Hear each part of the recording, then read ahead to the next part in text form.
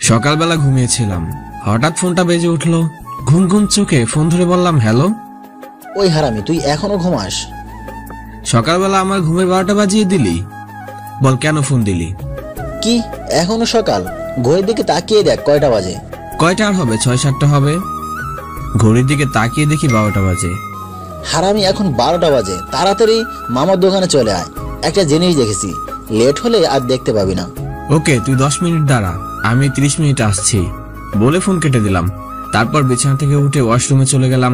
Fresh হয়ে একটা জামা গায়ে দিয়ে রুম থেকে বেরিয়ে আসতে আম্মু বলল, কি রে, কোথায় যাস? আম্মু একটু বাইরে যাচ্ছি। তাহলে নাস্তা করে যা। না আম্মু, এখন নাস্তা করব না, বাইরে করে নিব।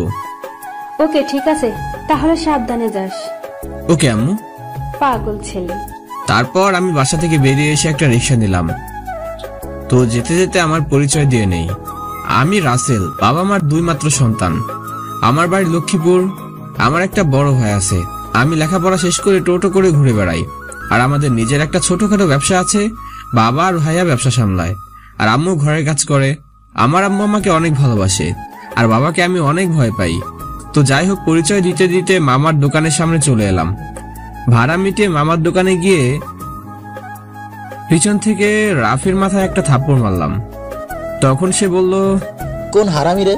তো দুলাভাই হারামজাদা। ওহ তুই, তোর এখন আসার সময় হলো? আচ্ছা এসব বাদ দে, তো বল তোর জিনিস কই? আগে কিছু খেয়ে নে, তারপর দেখাবো। আচ্ছা ঠিক আছে। তারপর দুজনে হালকা নাস্তা করে নিলাম। তারপর রাফি বলল, চল মামা, তোকে নিয়ে যাই। চল। তারপর রাফির সাথে যেতে লাগলাম। কিছুক্ষণ পর একটা কলেজের সামনে এসে দাঁড়ালো। তখন আমি বললাম, কি রে, এখানে দাঁড়ালি কেন? মামা, এই কলেজে একটা মেয়ে দেখেছি, অনেক সুন্দরী, তোর সাথে ভালোই মানাবে। তাই নাকি? তো কোথায় মেয়েটা? দাঁড়া, কিছুক্ষণ পর কলেজ ছুটি হবে, আমরা ওই চার দোকানে গিয়ে বসি। চল। দুজনে গিয়ে চার দোকানে গিয়ে বসলাম। 20 মিনিট অপেক্ষা করার পর কলেজ ছুটি হয়ে গেল। তখন আমি বললাম, কিরে কোন মেয়েটা? ওই যে নীল রঙের জামা গায়ে, ওই মেয়েটা। আমি তার কথা মতো মেয়েটির দিকে তাকিয়ে দেখি মেয়েটি আসলে অনেক সুন্দর, দেখতে একদম পরীর মতো। তখন আমি বললাম, চল মেয়েটার সাথে কথা বলে আসি। চল। তারপর দুজনে মেয়েটির সামনে গিয়ে দাঁড়িয়ে আমি বললাম, এই যে শুনছেন? জি, আমাকে বলছেন? তোমাকে বলছি। তোমার নাম কি? জি, আমার নাম নিশি। বাসা কোথায়? আমার বাসা কলেজের পেছনে, রায়হান সাহেবের বাড়ি। আর রায়হান আমার বাবা। কি তুমি রায়হান ভাইয়ের মেয়ে? তাহলে তো তুমি আমার ভাগ্নি লাগো। আচ্ছা ঠিক আছে, তুমি বাসায় যাও, কোনো সমস্যা হলে আমাকে বলবে। নিশি চলে গেল। আর আমি রাফিরে ধরে কয়টা দক্ষিণ দিলাম। তখন রাফি বলল, মামা আর মারিস না, আমি কি জানতাম ও আমাদের রায়হান ভাইয়ের মেয়ে? তাকে তো কোনোদিন দেখিনি রায়হান ভাইয়ের বাড়িতে। এরপর ভুল যেন আর না হয়, তাহলে চল বাসায় যাই। ঠিক আছে চল। তারপর দুজনে একটা রিক্সা নিয়ে বাসার উদ্দেশ্যে রওনা দিলাম। রাফি তাদের বাসায় নেমে গেল, আর আমি আমাদের বাসার সামনে এসে রিক্সা থেকে ভাড়া মিটিয়ে বাড়ির ভিতরে চলে এলাম। দরজার সামনে এসে দাঁড়িয়ে কলিং বেলে চাপ দিলাম। কিছুক্ষণ পর আম্মু এসে দরজা খুলে দিল। আমাকে বলল, কি রে, এতক্ষণ কোথায় ছিলি? আম্মু রাফির সাথে ছিলাম। ঠিক আছে, ভিতরে আয় আর ফ্রেশ হয়ে আয়, আমি টেবিলে খাবার দিচ্ছি। ঠিক আছে আমার লক্ষ্মী আম্মু। তাড়াতাড়ি যা, আমার হাতে কাজ আছে। আমি আর কোনো কথা না বলে রুমে এসে ওয়াশরুমে গিয়ে গোসল করে নিলাম। একটা জামা গায়ে দিয়ে টেবিলে এসে দুপুরে খাবার খেতে রুমে এসে ঘুমিয়ে গেলাম। বিকালবেলা ঘুম থেকে উঠে ফ্রেশ হয়ে বাইরে এসে রাবির সাথে আড্ডা দিতে দিতে রাত 12টা বেজে গেল। তারপর রাফিকে তাদের বাসায় নামিয়ে দিয়ে আম্মু এসে দরজা খুলে দিল। তখন আমি বললাম, আম্মু তোমার সন্ত্রাসী জামাই কোথায়? সোফায় বসে কফি খাচ্ছে। আম্মু তুমি আজকে আমাকে ম্যানেজ করে নিও, আমি আর দেরি করে আসবো না। আমি কিছু জানি না, তুই ভিতরে আয়। কি আর করার, আম্মু আজকে আমার সাথে নেই, যা হবার হবে। ভিতরে গিয়ে আস্তে আস্তে আমার রুমের দিকে যেতে আব্বু ডাক দিল। তখন আমি আব্বুর সামনে গিয়ে দাঁড়ালাম। তখন আব্বু বলল, এতক্ষণ কোথায় ছিলি? জি আব্বু, রাফির সাথে ছিলাম। তোকে বলেছি না 8টার আগে যেন তোকে বাসায় দেখি। আব্বু আর দেরি হবে না। তোকে আর দেরি করে আসা লাগবো না, রুমে গিয়ে জামা কাপড় গুছিয়ে নে। কেন? তুমি কাল সকালে ঢাকায় যাবে। আমার এক বন্ধু অসুস্থ, ডাক্তার বলেছে তাকে রেস্ট নিতে। এখন তার অফিস দেখাশোনা করছে তার একমাত্র মেয়ে, কিন্তু তার মেয়ে একা অফিস সামলাতে পারছে না। তাই আমাকে বলল ভালো কোনো ছেলে পেলে বলতে। তাই আমি ঠিক করলাম তুমি আর তার মেয়ে একসাথে অফিস দেখাশোনা করবে। কি আব্বু? আমি আর কোনো কথা শুনতে চাই না। আমি যেটা বলেছি সেটাই ফাইনাল। রুমে গিয়ে সবকিছু গুছিয়ে খাবার খেতে আসো। আমি আর কিছু না বলে রুমে চলে এলাম। শালার বাপটা না থাক, কিছু বলবো না। আব্বু যা বলে তাই করে, আমিও কিছু বলতে পারে না আব্বুর ভয়ে। তো যাই হোক, সব গুছিয়ে রাতের খাবার খেয়ে এসে কিছুক্ষণ মোবাইল টিপতে টিপতে ঘুমিয়ে গেলাম। সকালে ঘুম থেকে ডাকতে লাগলো, রাসেল উঠ তাড়াতাড়ি। আম্মু যাও তো, আরো একটু পরে উঠবো। তুই আজকে ঢাকা যাবি না? আমি কোথাও যাব না, তুমি যাও তো। ঠিক আছে, তুই ঘুমা, আমি তোর আব্বুকে ডেকে দিচ্ছি। আরে আম্মু, এখন আবার শয়তানটায় ডাকবে কেন? এই তো আমি উঠে গেলাম। এতক্ষণে আমি ডাকলাম উঠলি না, বাবার কথা বলতেই উঠে গেলি। আম্মু তুমি তো জানো তোমার ওই বজ্জাত স্বামীর আমি কত ভয় পাই। এত যদি ভয় পাস তাহলে ডাকার সাথে উঠলি না কেন? আচ্ছা ওইসব বাদ দাও। আম্মু তুমি বাবাকে বলো না আমি তোমাদের ছেড়ে কোথাও যাব না। আমাকে বলে লাভ নাই, তোর বাবা যা বলে তা করে। বেশি কথা না বলে ফ্রেশ হয়ে সবকিছু নিয়ে নিচে আয়। আম্মু তুমি এটা বোঝার চেষ্টা করো। হই আমি আর কোনো কথা শুনতে চাই না, ফ্রেশ হয়ে সবকিছু নিয়ে নিচে আয়। আমি নাস্তা রেডি করছি, বেশি দেরি হলে তোর আব্বু কিন্তু নিচে আছে, তাড়াতাড়ি আয়। আমি আর কিছু না বলে ওয়াশরুমে গিয়ে ফ্রেশ হয়ে রাফিকে ফোন দিলাম। রাফি ফোন ধরার পর বললাম, ওই শালা কোথায় তুই? মামা আমি তো বাসা থেকে বেরিয়ে মামার দোকানে যাইতেছি। ওই শালা আর যদি একবার আমাকে মামা বলোস, আমি তোর 14 গোষ্ঠী উদ্ধার করব। আমি তোকে শালা বলে আর তুই আমাকে মামা বলিস? তোর কারণে আমার ভিউয়ারদের কাছে অনেক কিছু শুনতে হয়। আরে মামা রাগ করিস কেন? আচ্ছা ঠিক আছে, আমি পাঠক পাঠিকাদের বলছি। প্রিয় পাঠক পাঠিকা, আমি মামা ডাকি ভালোবেসে, আর রাসেল হচ্ছে আমার কলিজার ভাই এবং বন্ধু। আমরা একসাথে ছোটকাল থেকেই বড় হয়েছি আর পড়ালেখা করেছি, তাই আপনারা অন্য কিছু মনে করবেন না, বলে দিয়েছি। এবার ঠিক আছে? ঠিক আছে, তুই এখন আমার বাসায় চলে আয় তাড়াতাড়ি। কেন, কি হয়েছে? আসলে জানতে পারবি, চলে আয়। আচ্ছা ঠিক আছে, আসতেছি। ফোন কেটে দিয়ে ব্যাগটা হাতে নিয়ে রুম থেকে বেরিয়ে এসে টেবিলে গিয়ে বসলাম। তখন আম্মু বলল, আসতে তো দেরি হলো কেন? ফ্রেশ হতে একটু সময় লেগেছে, আর রাফির সাথে কথা বললাম আমাদের বাসায় আসার জন্য। রাফি আমাকে এগিয়ে দিয়ে আসবে।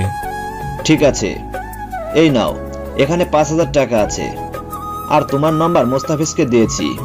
তার ড্রাইভার এসে বাস স্ট্যান্ড থেকে তোমাকে নিয়ে যাবে। নাস্তা করে বেরিয়ে পড়ো। আম্মু গিয়ে দরজা খুলে দিল। দরজার দিকে তাকিয়ে দেখে রাফি এসেছে। তখন আব্বুকে সালাম দিয়ে বলল, আঙ্কেল কেমন আছেন? অনেক ভালো আছি। তা তুমি কেমন আছো? জি আঙ্কেল, আপনাদের দোয়ায় অনেক ভালো আছে আলহামদুলিল্লাহ। ওকে আর কোনো কথা নয়, নাস্তা করে দুজনে বের হয়ে পড়ো, বেশি দেরি হলে বাস পাবে না। আন্টি বাস মানে?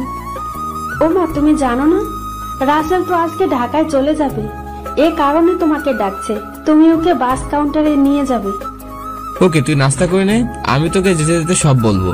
তারপর দুজনে নাস্তা করে আব্বু আম্মু থেকে বিদায় নিয়ে একটা রিক্সা নিয়ে বাস কাউন্টারে যেতে লাগলাম। তখন রাফি বলল, কি হলো মামা, কিছু তো বুঝলাম না। তাহলে শুন, এই হলো কাহিনী। ঢাকায় গিয়ে তোর আঙ্কেলের মেয়েকে পেয়ে আমাকে ভুলে যাস না। আরে পাগল, তোকে কি ভুলতে পারি? তুই তো আমার কলিজার ভাই। তারপর কথা বলতে বলতে বাস কাউন্টারে চলে আসলাম। তখন রাফি আমাকে জড়িয়ে ধরে কান্না করে দিল। আমার চোখেও পানি চলে এলো। তাকে সান্ত্বনা দিয়ে টিকিট কেটে বাসে উঠে গেলাম। 10 মিনিট পর বাস ছেড়ে দিল। পরিবারকে ছেড়ে আসতে অনেক কষ্ট হয়েছে, বিশেষ করে রাফির জন্য আরো অনেক খারাপ লাগছে। বেশিরভাগ সময় আমরা দুজন চলাফেরা করতাম একসাথে। তো যাই হোক, এসব কিছু ভাবতে ভাবতে ঘুমিয়ে গেলাম। হঠাৎ করে হেল্পার ডাক দিল সবাইকে। কুমিল্লা রেস্টুরেন্টে গাড়ি থামলো, 30 মিনিট দাঁড়াবে, নেমে কিছু খাবার খেয়ে নিতে হবে। আমিও বাস থেকে নেমে রেস্টুরেন্টে ঢুকে খাবার খেয়ে নিলাম। তারপর রেস্টুরেন্ট থেকে বেরিয়ে এসে একটা সিগারেট ধরালাম। আমি আবার এত সিগারেট টানি না, মাঝে মধ্যে খাই। তো যাই হোক, সিগারেট শেষ করে বাসে এসে বসলাম। 5 মিনিট পর বাস ছেড়ে দিল। হঠাৎ একটা আননোন নাম্বার থেকে ফোন আসলো। হ্যালো, আপনি কতটুকু পর্যন্ত আসলেন? আপনাকে তো চিনতে পারলাম না। আমাকে স্যার এই নাম্বার দিয়ে বলল ওনার বন্ধুর ছেলে আসবে, আমাকে কাউন্টারে গিয়ে নিয়ে আসতে। ও আচ্ছা, আমার আসতে আরো 2 ঘন্টা লাগবে। ঠিক আছে, আপনি কাছাকাছি আসলে আমাকে ফোন দিয়েন। আচ্ছা ঠিক আছে। ফোন কেটে আম্মুর কাছে ফোন দিলাম। আম্মুর সাথে কিছুক্ষণ কথা বলে রাফিকে ফোন দিলাম। তাদের সাথে কথা বলে কানে হেডফোন লাগিয়ে গান শুনতে শুনতে বাস কাউন্টারে পৌঁছে গেলাম। কাছাকাছি আসার পর ড্রাইভারকে ফোন করে বলে দিলাম। বাস থেকে নেমে এক সাইডে দাঁড়ালাম। হঠাৎ একটা লোক দৌড় দিতে আমার সাথে ধাক্কা খায়। আমি ধাক্কা সামলাতে না পেরে একটা মেয়ের গায়ের উপর পড়ে যায়। তখন আমি তাড়াতাড়ি মেয়েটার গায়ের উপর থেকে উঠে যাই। মেয়েটা উঠেই ঠাস করে একটা থাপ্পড় লাগিয়ে দেয়। সুন্দরী মেয়ে দেখলে গায়ে পড়তে মন চায়? দেখুন, আমি ইচ্ছে করে পড়িনি আপনার গায়ে। আমি ভালো করে জানি তোদের মতো ছেলেদের, আমার ভালো করে জানা আছে। আমি বলছি ইচ্ছে করে পড়িনি, তারপর আপনি। চুপ, আর একটা কথাও বলবি না, আর যদি বলস আমার থেকে খারাপ আর কেউ হবে না। এতক্ষণ রাস্তার সবাই আমাদের কাহিনী দেখলো, অনেকে অনেক কথা বললো। কিছুক্ষণ পর ড্রাইভার গাড়ি নিয়ে আসলো, তারপর আমি গাড়িতে উঠে বসলাম। 20 মিনিট পর একটা বড় বাড়ির সামনে এসে গাড়ি থামালো। গাড়ি থেকে নেমে ভিতরে ঢুকে দরজার সামনে এসে কলিং বেলে চাপ দিলাম। হঠাৎ একটা মেয়ে এসে দরজা খুলে দিল। তখন আমি তাকে দেখে অবাক হয়ে গেলাম। এ আর কেউ নয়, এ হচ্ছে সে যার সাথে কাউন্টারে ধাক্কা লেগেছিল। সে মেয়েটা তখন আমাকে বলল, তুই আমার পিছু পিছু আমার বাসায় চলে আসলি? জি না, আমি আমার আব্বুর বন্ধুর বাসায় আসলাম। কি, তুই আমাকে বোকা পাইছিস? তুই বললি আর আমি বিশ্বাস করে নিলাম। আপনি বিশ্বাস করেন না করেন আমার কিছু যায় আসে না। আমাকে ড্রাইভার এ বাসায় নিয়ে এসে বলল এটা নাকি আঙ্কেলের বাসা, আর আঙ্কেল ভিতরে আছে। আপনার যদি বিশ্বাস না হয় তাহলে আঙ্কেলকে ডাক দেন। আচ্ছা ঠিক আছে, তুই বাইরে দাঁড়া, আমি আব্বুকে ডেকে আনছি। ও, আপনাদের একটা কথা বলতে ভুলে গিয়েছি। আমার বড় ভাই তার বন্ধুর বিয়েতে গিয়েছে, এ কারণে তার কথা বলতে মনে নেই। তো যাই হোক, কিছুক্ষণ পর আঙ্কেল আর তার মেয়ে আসলো। আমি সালাম দিয়ে বললাম, কেমন আছেন আঙ্কেল? এই তো ভালো। তুমি আমজাদের ছেলে না? জি আঙ্কেল। তা বাহিরে কেন, ভিতরে আসো। আমি তো আসতে চাইছিলাম, কিন্তু আপনার মেয়ে আমাকে ঢুকতে দেয়নি। রাইসা, রাসেল যা বললো তা কি সত্যি? সরি আব্বু, আমি বুঝতে পারি নাই ও যে তোমার বন্ধুর ছেলে। এরকম ভুল যেন আর না হয়। আর যা, তোর পাশের রুমে ওকে নিয়ে যা। আজ থেকে রাসেল এখানেই থাকবে। ঠিক আছে আব্বু। রাসেল, রাইসার সাথে যাও, রুমে গিয়ে ফ্রেশ হয়ে এসো। সবাই একসাথে খাবার খাবো। ঠিক আছে আঙ্কেল। তারপর রাইসা আমাকে তার পাশের রুমে নিয়ে গেল। তারপর বলল, এটা আপনার রুম, আমি এখন যাই। আর একটা কথা, যদি কোনোদিন আমার নামে আব্বুর কাছে বিচার দিস তখন দেখবি এই রাইসা কি করে। ঠিক আছে, আর কোনোদিন আপনার নামে বিচার দিব না। কথাটা যেন মনে থাকে। রাইসা, তুমি আমাকে চিনো নাই, আমি কি করি কয়দিন পরে দেখবে। তারপর ব্যাগ খাটে রেখে ওয়াশরুমে চলে গেলাম। ফ্রেশ হয়ে একটা জামা গায়ে দিয়ে বাইরে এসে খাবার টেবিলে গিয়ে বসলাম। তখন আঙ্কেল বলল, তা তোমার আব্বু আম্মু কেমন আছে? জি আঙ্কেল, সবাই অনেক ভালো আছে। ছোটকালে তোমার আব্বু আর আমি একসাথে চলাফেরা করতাম, একসাথে লেখাপড়া করছি। আর তোমার আব্বু ছিল আমার বেস্ট ফ্রেন্ড। কলেজে ওঠার পর একটা মেয়ের সাথে প্রেম করি। আব্বু আম্মুকে বললাম তাকে আমি বিয়ে করব, কিন্তু আব্বু আম্মু কোনো মতোই রাজি হলো না। তারপর দুজনে পালিয়ে ঢাকা চলে আসলাম। ঢাকায় এসে বিয়ে করে ফেললাম তাকে। তারপরে দুজনে সুন্দরভাবে সংসার করতে লাগলাম। আমি একটা ব্যবসা ধরলাম। আস্তে ধীরে ধীরে আমার ব্যবসায় অনেক বড় হয়ে গেল। আঙ্কেল, আন্টিকে তো দেখলাম না। তোমার আন্টি রাইসাকে জন্ম দিয়ে আমাদের ছেড়ে চলে গেছে। তারপর রাইসার সুখের কথা চিন্তা করে আর দ্বিতীয় বিয়ে করি নাই। রাইসাকে নিয়ে আমার সব পড়ালেখা শেষ করে এখন আমার অফিস দেখাশোনা করছে। আর মেয়ের মনটা অনেক ভালো, মাঝে মাঝে জিদ উঠলে কি করে নিজেই জানে না। অনেক কথা হয়েছে, খাবার খেয়ে রেস্ট নাও। তুমি অনেক জার্নি করে আসলে। রাইসা ম্যাম কোথায়? তুমি তাকে রাইসা বলে ডাকবে। তুমি খাও, সে কিছুক্ষণ পর চলে আসবে। আমি খাবার খেতে লাগলাম। কিছুক্ষণ পর দেখি রাইসা সিঁড়ি দিয়ে নামতেছে। তাকে দেখে অনেক সুন্দর লাগছে। এসে আমার সামনে চেয়ারে বসলো। তখন আঙ্কেল বলল, কিরে, তোর এত দেরি হলো কেন আসতে? ফ্রেশ হতে একটু সময় লেগেছে। আমি কোনো কথা না বলে খেতে লাগলাম। রাইসা আমার দিকে রাগে চোখে তাকালো। আমি খাবার খেয়ে আমার রুমে চলে আসলাম। রুমে এসে আম্মুকে ফোন দিলাম, আম্মু কেমন আছো? এই তো বাবা, ভালো আছি। তুই কেমন আছিস? আম্মু, আমি ভালো আছি। আর আব্বু কেমন আছে? ভাইয়া বাসায় আসছে? তোর আব্বু ভালো আছে। আর তোর ভাইয়া ফোন দিয়ে বলল কালকে আসবে। তোর কথা জিজ্ঞেস করছিল, তারপর আমি সব বললাম। তা তুই এখন কি করস? খাবার খেয়ে রুমে এসে তোমাকে ফোন দিলাম। তারপর আরো কিছুক্ষণ কথা বলে রেখে দিলাম।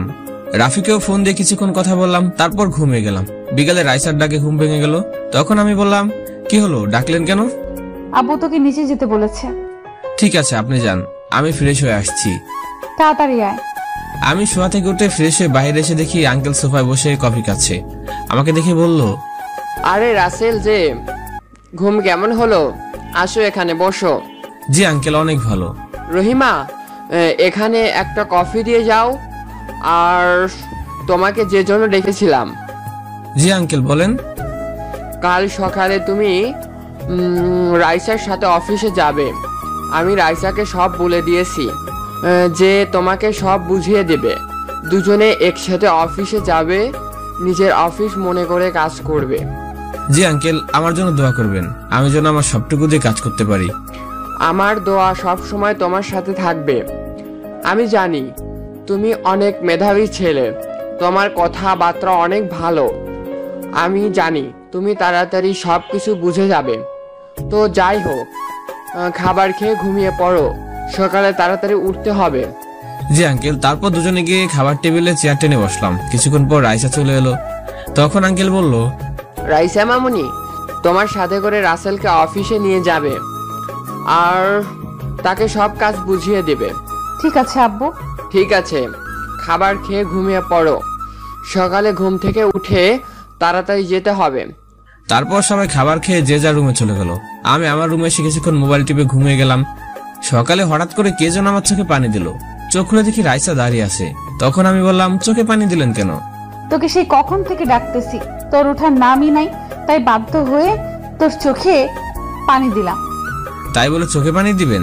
পানি দিয়েছি, বেশ করেছি। তাড়াতাড়ি ফ্রেশ হয়ে নাস্তার টেবিলে আয়, অফিসের সময় হয়ে গেছে। ঠিক আছে, আপনি যান, আমি আসছি। তাড়াতাড়ি আয়। আমি শোয়া থেকে উঠে ফ্রেশ হয়ে জামা প্যান্ট পরে রুম থেকে বেরিয়ে এসে নাস্তা করে টেবিলে গিয়ে একটা চেয়ার টেনে বসলাম। কিছুক্ষণ পর সিঁড়ির দিকে তাকিয়ে চোখ আটকে গেল, কারণ রাইসা একটা হলুদ কালারের একটা শাড়ি পরেছে, দেখতে একদম পরীর মতো লাগছে। তাকে দেখে আমি আবার প্রেমে পড়ে গেলাম। আমার সামনে এসে দাঁড়িয়ে বলল, ওই এভাবে তাকিয়ে আছিস কেন? আপনাকে আজ অনেক সুন্দর লাগছে। বেশি কথা না বলে তাড়াতাড়ি নাস্তা কর, এমনি আজকে অনেক লেট হয়ে গেছে। আর কিছু না বলে নাস্তা করে বাসার বাইরে এসে দাঁড়ালাম। কিছুক্ষণ পর রাইসা বেরিয়ে এলো, গাড়িতে গিয়ে পিছনের সিটে বসলো। আমি ড্রাইভারের সাথে সামনে বসলাম। তারপর গাড়ি চলতে লাগলো অফিসের দিকে।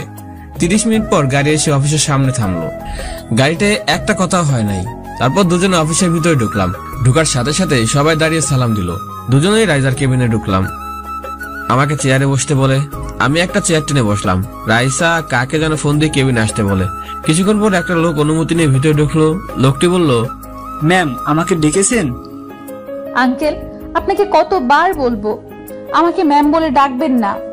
চেয়ারে বসুন। এটা কিভাবে হয় ম্যাম? আমি একজন কর্মচারী হয়ে আপনার নাম ধরে ডাকবো? আপনি আমার বাবার মতো, বাবা হয়ে মেয়েকে ম্যাম বলে ডাকবেন? আমি আর যেন তোমার মুখে ম্যাম ডাক না শুনি। আমাকে আমার নাম ধরে ডাকবে। আচ্ছা ঠিক আছে মা, আর বলবো না। তো বলো, আমাকে কেন ডাকলে?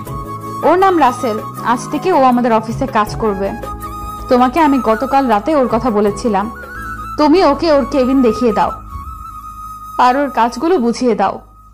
ওকে মা, আমি তাকে সব বুঝিয়ে দিচ্ছি, আপনি আমার সাথে চলুন। জি চলুন।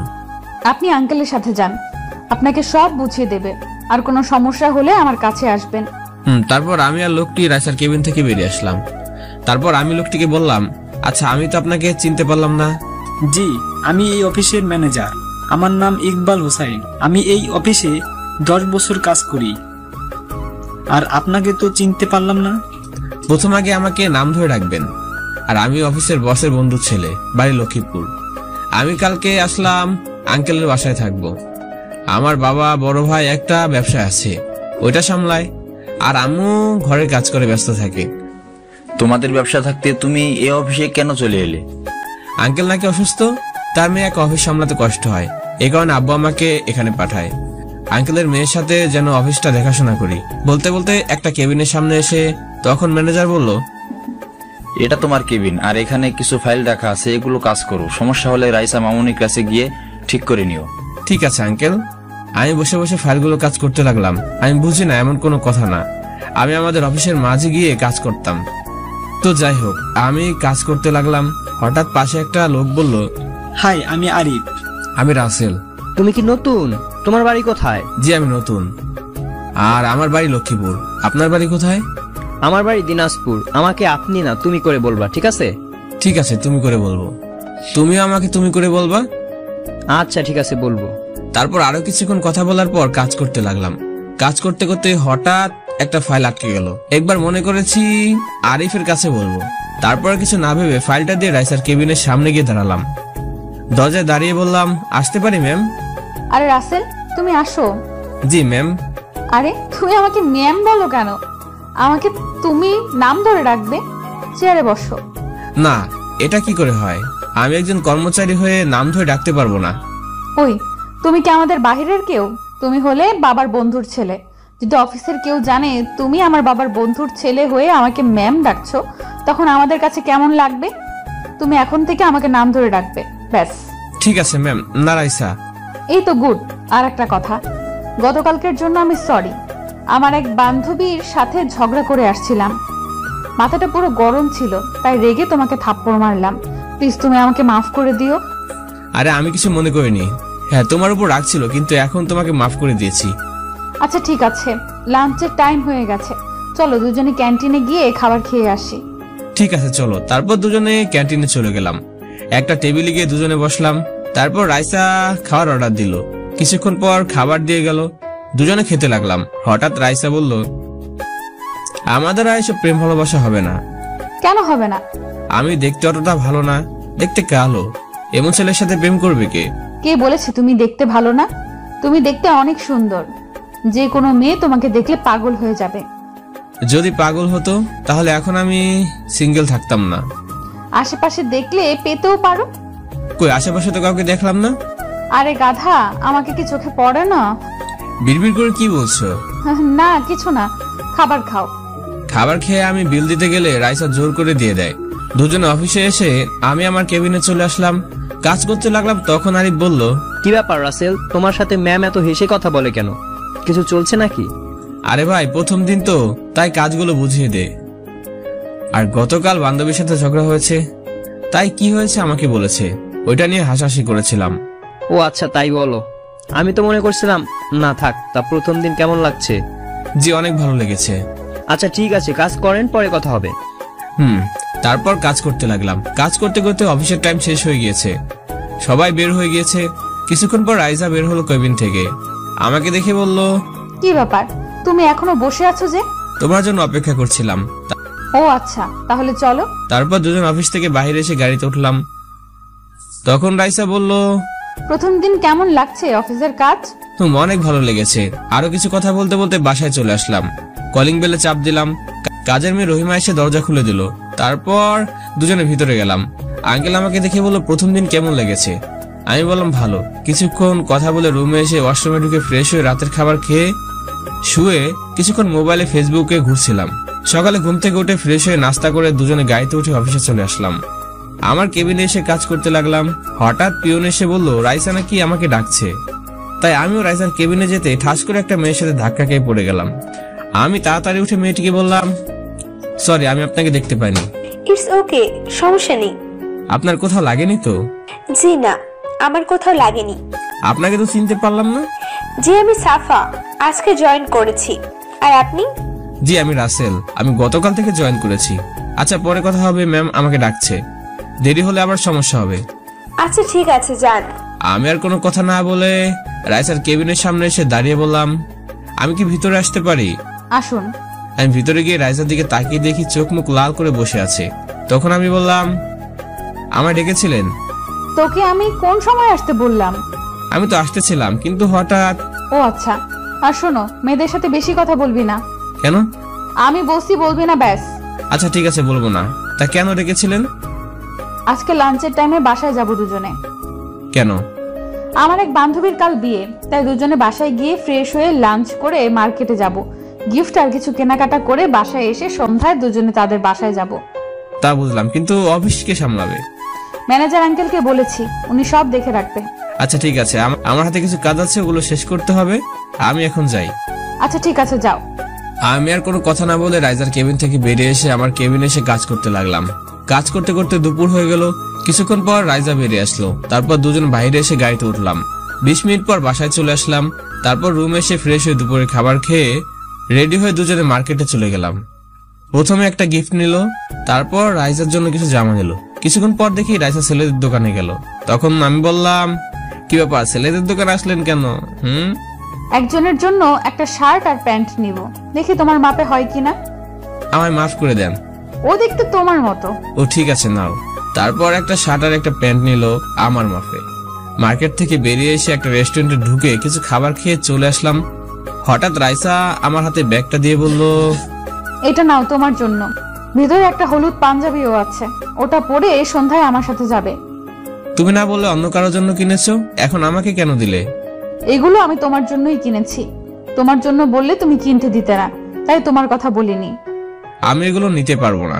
কেন? আমি কারো দেওয়া জিনিস নেই না। আমি বলেছি নিতে, আমি আর কোনো কথা শুনতে চাই না। যাও ফ্রেশ হয়ে রেডি হয়ে নাও।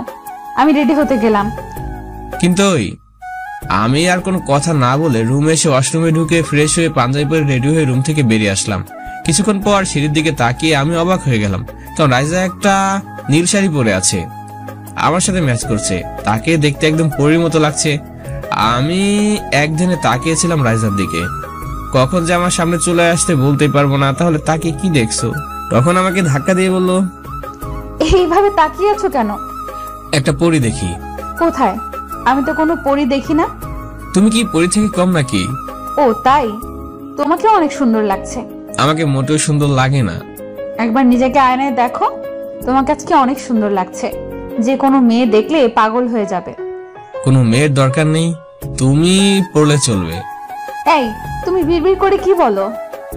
না কিছু না। আচ্ছা চলো, অনেক দেরি হয়ে গেছে। ঠিক আছে চলো। তারপর দুজনে বাইরে এসে গাড়ির সামনে দাঁড়ালাম। ড্রাইভারকে দেখছি না। আমি বললাম, কি ব্যাপার, ড্রাইভার আঙ্কেল কোথায়?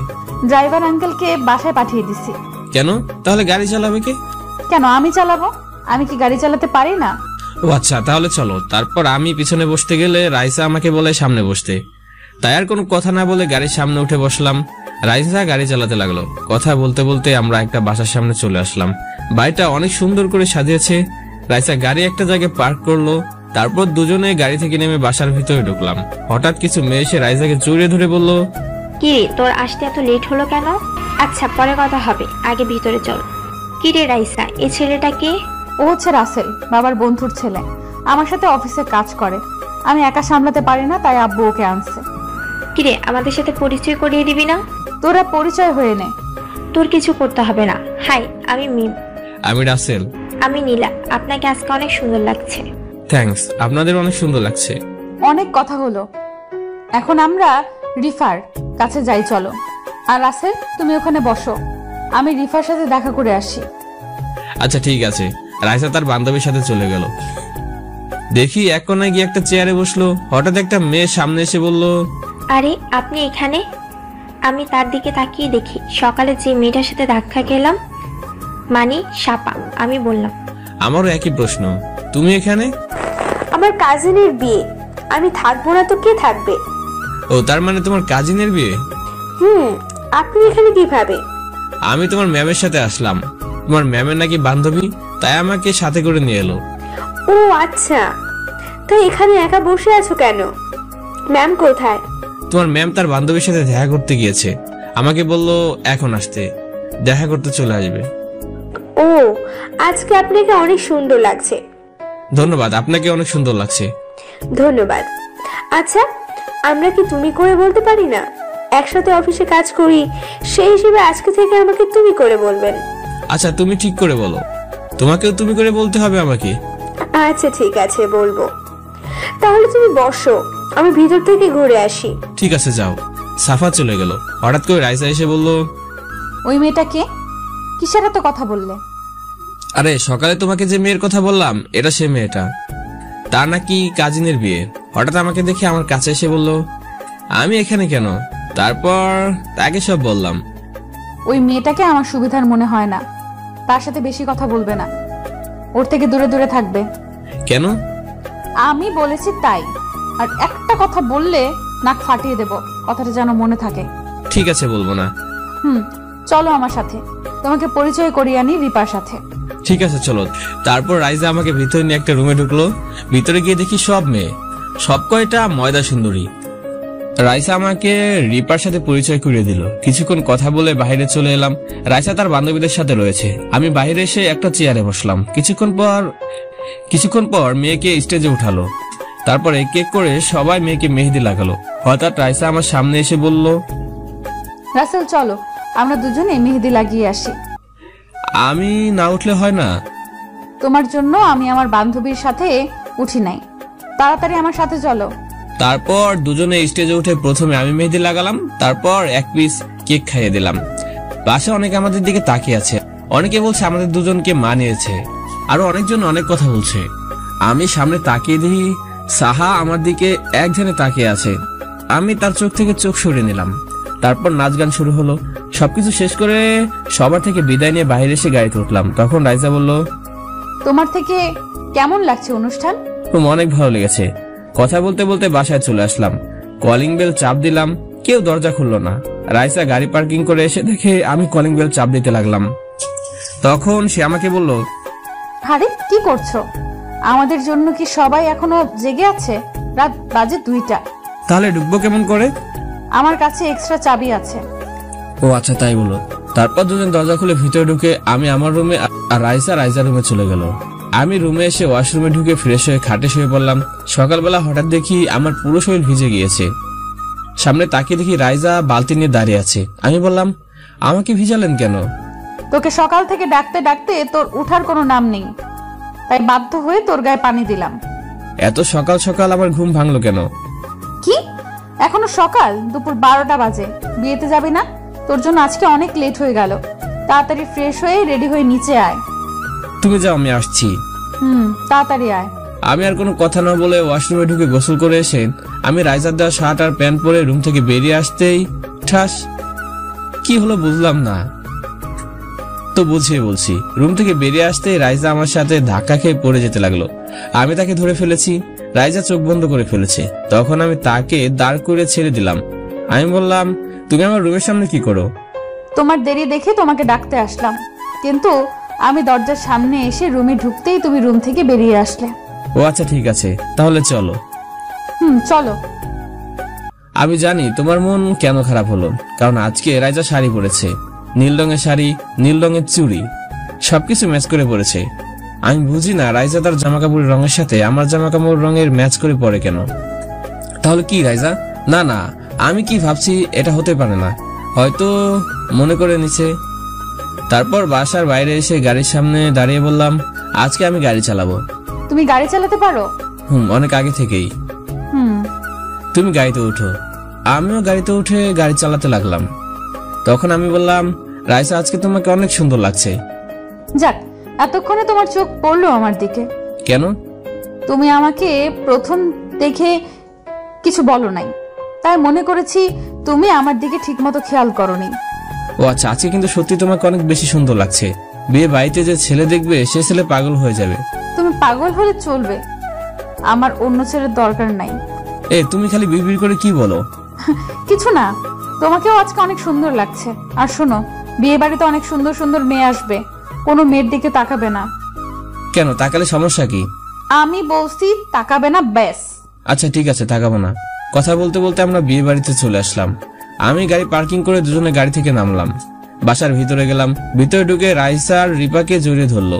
আমরা ভিতরে ঢুকে দেখি জামাই চলে এসেছে। জামাইয়ের বউ স্টেজে দুজনে বসে আছে।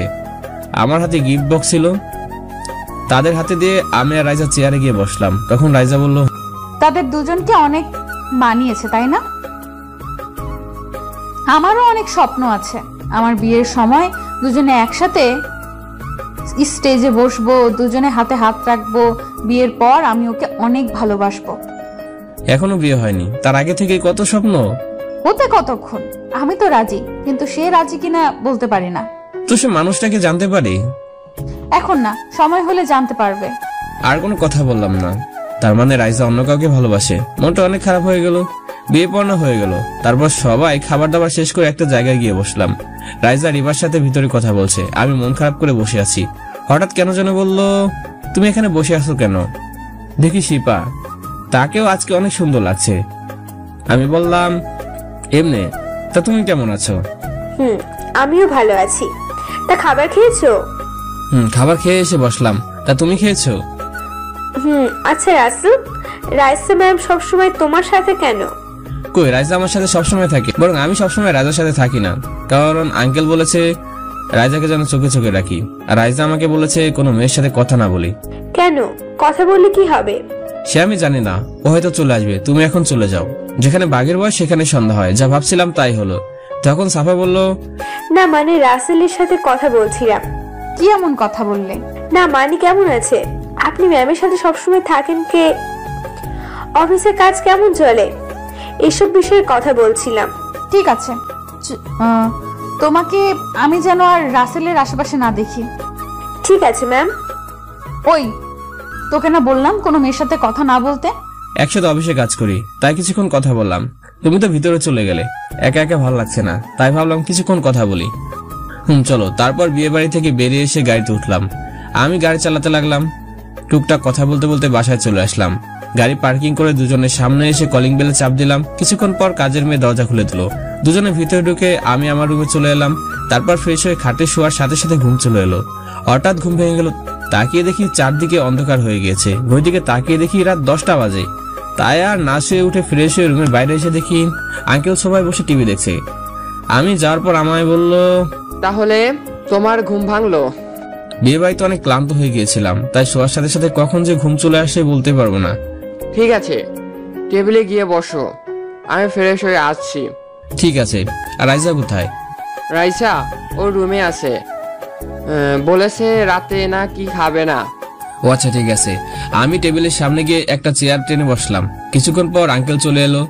তারপর খাবার খেয়ে রুমে এসে কিছুক্ষণ মোবাইল টিপে ঘুমিয়ে গেলাম। সকালে হঠাৎ চোখে কে জানি পানি দেয়, তাই তাড়াতাড়ি শোয়া থেকে বসে গেলাম। সামনে তাকিয়ে দেখি রাইজা আজকে বালতি নিয়ে দাঁড়িয়ে আছে। আমি বললাম, এই তুমি আমাকে প্রতিদিন সকালে চোখে পানি না দিলে ভালো লাগে না? আমি কি করব? তোমাকে কখন থেকে ডাকতেছি, তোমার ওঠার কোনো নাম নেই, তাই বাধ্য হয়ে পানি দিছি। তাই বলে গায়ে পানি দিবে? দিয়েছি, বেশ করেছি। তাড়াতাড়ি রেডি হয়ে অফিসে যেতে হবে। তুমি অফিসের বস হয়ে এত তাড়াতাড়ি করো কেন? আমি তাড়াতাড়ি না গেলে সবাই বসে আড্ডা দিবে। এখানে তাড়াতাড়ি অফিসে যাই। তুমি রেডি হয়ে নিচে আসো, আমি গেলাম রেডি হতে। আমি আর কোনো কথা না বলে ওয়াশরুমে ঢুকে ফ্রেশ হয়ে জামা প্যান্ট পরে রুম থেকে বেরিয়ে নাস্তার টেবিলে বসলাম। কিছুক্ষণ পর রাইসা এসে টেবিলে বসে দুজনে নাস্তা করে অফিসে চলে গেলাম। আমি আমার কেবিনে বসে কাজ করতে লাগলাম। হঠাৎ পিয়ন এসে বলল রাইজা নাকি আমাকে তার কেবিনে যেতে বলেছে। তাই আমি আর কোনো কথা না বলে রাইজার কেবিনের ভিতরে ঢুকে গেলাম। আমি বললাম, বলো কেন ডেকেছিলে? 12টার সময় অফিসে একটা মিটিং আছে। আমি চাই ওই মিটিং এর সব কাজ করবে। আমি জানি তুমি আমাদের অফিসে অনেক প্রজেক্ট নিয়েছিলেন। আশা করি এই প্রজেক্টটা আমরা পাবো। আমি জানি তোমার মেধা অনেক ভালো, তাই আমি চাই এই মিটিং এ প্রধান তুমি থাকবে। আমি কি পারবো? আমি জানি তুমি পারবে। ঠিক আছে, আমার জন্য দোয়া করো। আমি আর কোনো কথা না বলে রাইজার কেবিন থেকে বেরিয়ে এসে আমার কেবিনে কাজ করতে লাগলাম। ওদিকে রাইজা মিটিং এর কাছে রেডি করছিল। কিছুক্ষণ পর পিয়ন চাচা এসে বলল, বাবা রাসেল মিটিং এর সবকিছু রেডি, তোমাকে যেতে বলছে, সবাই তোমার জন্য অপেক্ষা করছে। ঠিক আছে চাচা, আপনি যান, আমি আসছি। ঠিক আছে বাবা, আমি যাই। আমি আর বসে না থেকে মিটিং রুমে চলে গেলাম। সবাইকে সালাম দিলাম। তারপর আমি শুরু করলাম। আমি সবাইকে বুঝিয়ে বলেছি। রাইজা আমার দিকে তাকিয়ে আছে। আমার কথায় সবাই অনেক খুশি হয়েছে, তাই প্রজেক্টটা আমাদেরকে দিল। তো যাই হোক, মিটিং শেষ করার পর রাইজা আমাকে বলল, অসংখ্য ধন্যবাদ তোমাকে এত সুন্দর করে গুছিয়ে কথা বলার জন্য। এটা আমার কাজ, আমি নিজের অফিস মনে করে করি। দোয়া করবে সামনে যেন এভাবে কাজ করে যেতে পারি। আচ্ছা চলো, লাঞ্চের টাইম হয়ে গেছে, দুজনে ক্যান্টিনে গিয়ে বসে খাবার খেয়ে আসি। ঠিক আছে চলো। এরপর দুজনে ক্যান্টিনে গিয়ে লাঞ্চ করে অফিসে চলে আসলাম। বিকেলে অফিস ছুটির পর দুজনে বাসায় চলে আসলাম। এভাবে চলতে চলতে প্রায় 2 মাস শেষ হয়ে গেল। এখন আগের চেয়ে অনেক কেয়ার করে রাইজা আমার। আমিও জানি রাইজা আমাকে ভালোবাসে। আমি তো প্রথম দিন থেকে মনে জায়গা দিয়ে দিয়েছি, কিন্তু কেউ কাউকে বলতে পারে না। সাবা মেয়েটা আমার সাথে কথা বলতে পারে না রাইজার ভয়ে। তো যাই হোক, সবার সাথে রাতের খাবার খেয়ে এসে শুয়ে মোবাইল টিপতে টিপতে ঘুমিয়ে গেলাম। সকালে ঘুম থেকে উঠে ফ্রেশ হয়ে নাস্তা করে দুজন অফিসে চলে গেলাম। আমি ডেস্কে বসে কাজ করতে লাগলাম। রাইজার কেবিন আমার কেবিনের সামনাসামনি। হঠাৎ রাইজার কেবিনের দিকে চোখ গেল, দেখি রাইজা আমার দিকে তাকিয়ে আছে। রাইজা যখন দেখছে আমি তার দিকে তাকিয়েছি, তখন রাইজা মাথা নিচু করে ফেলে। আমি জানি তুমি আমাকে ভালোবাসো, কিন্তু বলতে পারছো না। আমি তোমার মুখ থেকে শুনতে চাই ভালোবাসার কথা। হঠাৎ আরিফ বলল, রাসেল আমাকে একটা হেল্প করে দে না, আমার সামনে দাঁড়িয়ে। কিরকম হেল্প বলো? আমি না সাফা মেয়েটাকে পছন্দ করে ফেলেছি। তোর সাথে ওর ভালো সম্পর্ক, তুই যদি বলিস সে রাজি হয়ে যাবে। প্লিজ বন্ধু, না করিস না। আমি কিভাবে তার সাথে কথা বলবো? তোদের রাইজা ম্যাম যদি জানতে পারে আমি সাবার সাথে কথা বলছি তাহলে আমাকে আস্ত রাখবেই না। আরে ম্যাম জানতে পারবে না, তুই শুধু 30 মিনিট সময় নিবি অন্য কাজের বাহানা করে রাইসা ম্যামের থেকে। আমি এখান দিয়ে সব ব্যবস্থা করে নেব। কিন্তু রাইজা কি দিবে? আর যদিও দেয় তখন কিন্তু আমার পিছে সিসি ক্যামেরা লাগিয়ে রাখে। আচ্ছা দেখি দেয় কিনা। না দিলেও তোকে কিন্তু ম্যানেজ করতে হবে। আচ্ছা ঠিক আছে, তা কোথায় কথা বলবো? একটা রেস্টুরেন্টে আমি তাকে নিয়ে যাব। আমি যাওয়ার পরে তুই আসবি, তখন ম্যাম তোকে সন্দেহ করতে পারবে না। ঠিক আছে, তা কয়টার সময় যাবি? অফিস ছুটির পর। আমি আর সাফা আগে বেরিয়ে যাব, তুই পরে আসবি। আচ্ছা ওকে, তা গিয়ে কাজ করো। তোদের ম্যাম দেখলে খবর আছে। আচ্ছা ঠিক আছে, তাহলে আমি গেলাম। আরিফ চলে যাওয়ার পর আমি আবার কাজে মন দিলাম। কাজ করতে করতে দুপুরে লাঞ্চের টাইম হয়ে গেল। আমি একটা কথা বুঝি না, রাইজা আজকে আমাকে সকাল থেকে একবার ডাকেনি। মনে হয় কাজের চাপে আমার কথা খেয়াল নেই। তাই আমি উঠে রাইজার কেবিনে গেলাম। যা মনে করেছি তাই, এখনো কাজ করছে। আমি বললাম, কি ব্যাপার, আজকে খাবে না? লাঞ্চের টাইম তো হয়ে গিয়েছে। এই ফাইলটার অল্প কিছু কাজ আছে, তুমি খেয়ে নাও, আমি কাজটা শেষ করে খেয়ে নেব। আচ্ছা তোমার হাতের কাজ শেষ হোক, তারপর দুজনে খাবো। আরে তুমি আমার জন্য বসে থেকো না, আমি জানি তোমার খিদে লাগছে। আমি জানি তোমার খিদে লাগলে তুমি সহ্য করতে পারো না, তুমি গিয়ে খেয়ে নাও। সমস্যা নাই, তুমি হাতের কাজ শেষ করো, তারপর না হয় খাবো।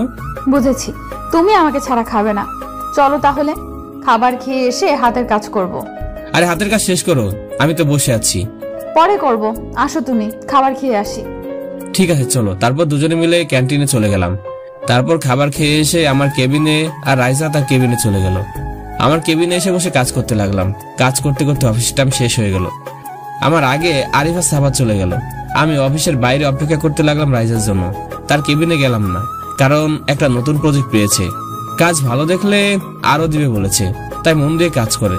তো যাই হোক, কিছুক্ষণ পর রাইজা বেরিয়ে আসলো। তখন আমাকে বললো, তুমি বাইরে দাঁড়িয়ে আছো কেন? গাড়িতে বা আমার কেবিনে গিয়ে বসতে। না, ভাবলাম তুমি কাজে বিজি আছো তাই যাইনি। শত বিজি থাকি না কেন, তুমি আমার কেবিনে সব সময় আসবে। আচ্ছা ঠিক আছে, তোমাকে একটা কথা বলার ছিল। কি কথা বলো? তুমি আবার রাগ করবে না তো? রাগ করব না, তুমি বলতে পারো। তুমি আজকে একা বাসায় চলে যাও, আমার একটা বন্ধুর সাথে দেখা করতে হবে। তার সাথে মার্কেটে দেখা করতে বলছে। প্লিজ তুমি রাগ করো না। আরে এখানে রাগ করার কি আছে, তুমি যাও, কোনো সমস্যা নেই। তা কোন সময় আসবে বাসায়? বেশি সময় লাগবে না, 30 মিনিট লাগবে। আচ্ছা ঠিক আছে, সাবধানে যাবে। ঠিক আছে, তুমিও সাবধানে যাবে।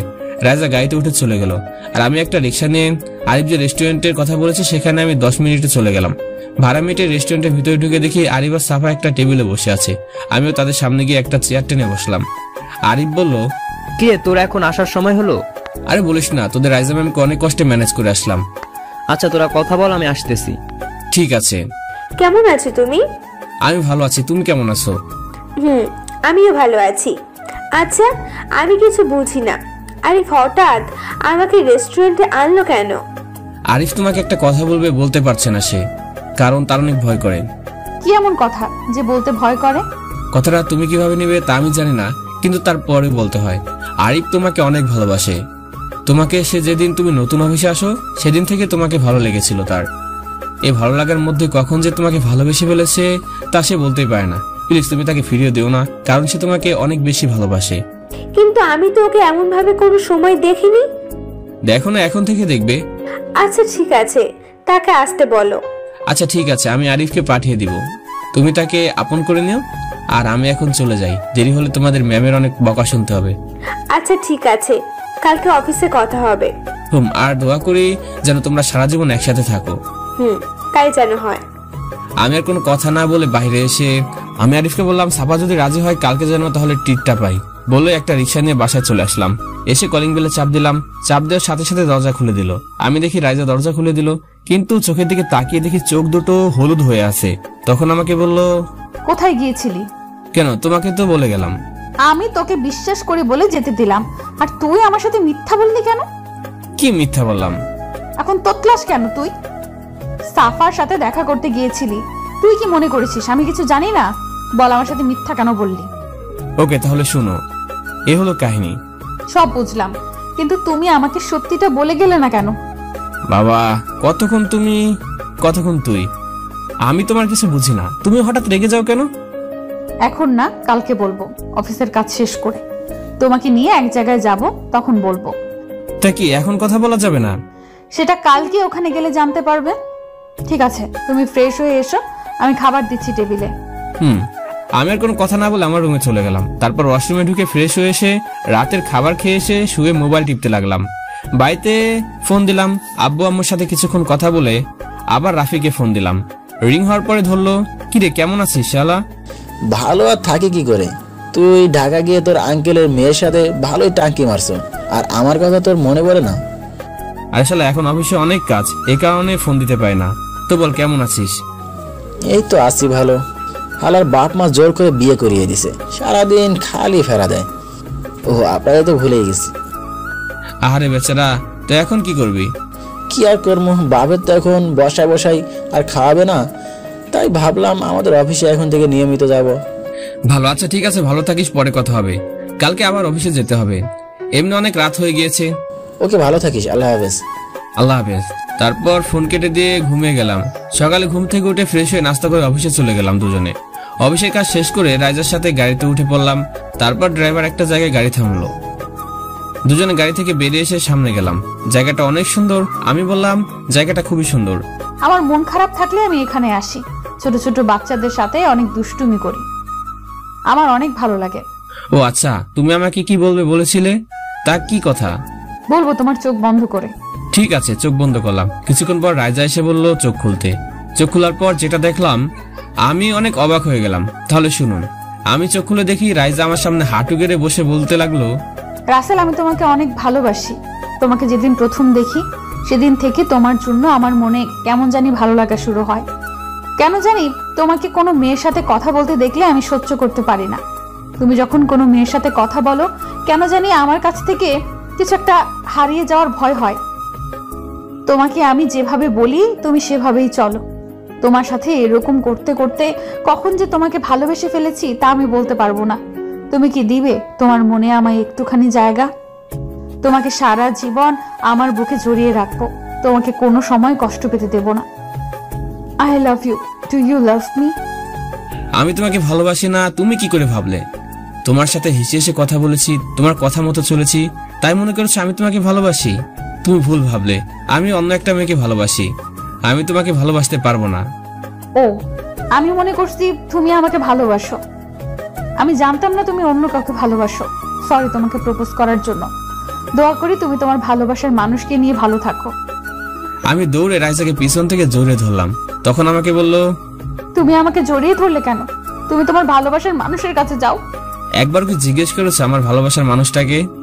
আরে আমার ভালোবাসার মানুষটাই তো তুমি।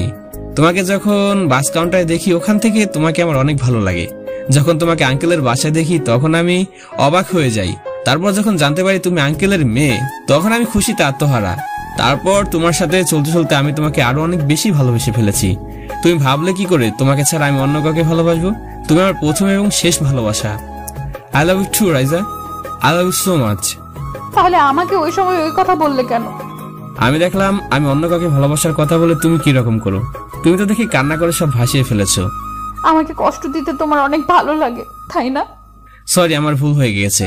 আর কোনো সময় তোমাকে কষ্ট দিব না, সারা জীবন বুকে আগলে রাখবো। আমার না কিছু একটা খেতে মন চায়। কি খেতে মন চায় আমাকে বলো, আমি তোমাকে এখনই এনে দিচ্ছি। আমি যেটা খেতে চাই সেটা তোমার কাছে আছে। আমার কাছে তো খাওয়ার মতো কিছু নেই। কেন, তোমার এই ঠোঁট দুটো আছে না? ওই না না, এগুলো কিন্তু ঠিক হবে না বিয়ের পরে। আমি তোমার আজ কোনো কথা শুনবো না। এভাবে কেউ কিস করে? কেউ করে না, আমি করি। আমার কাছে তো অনেক ভালোই লেগেছে। আর একবার দিব নাকি? এখন আর দরকার নেই, যা দেওয়ার বিয়ের পরে দিও। আমাদের বিয়ে কবে হবে? এত তাড়াতাড়ি কিসের বিয়ে?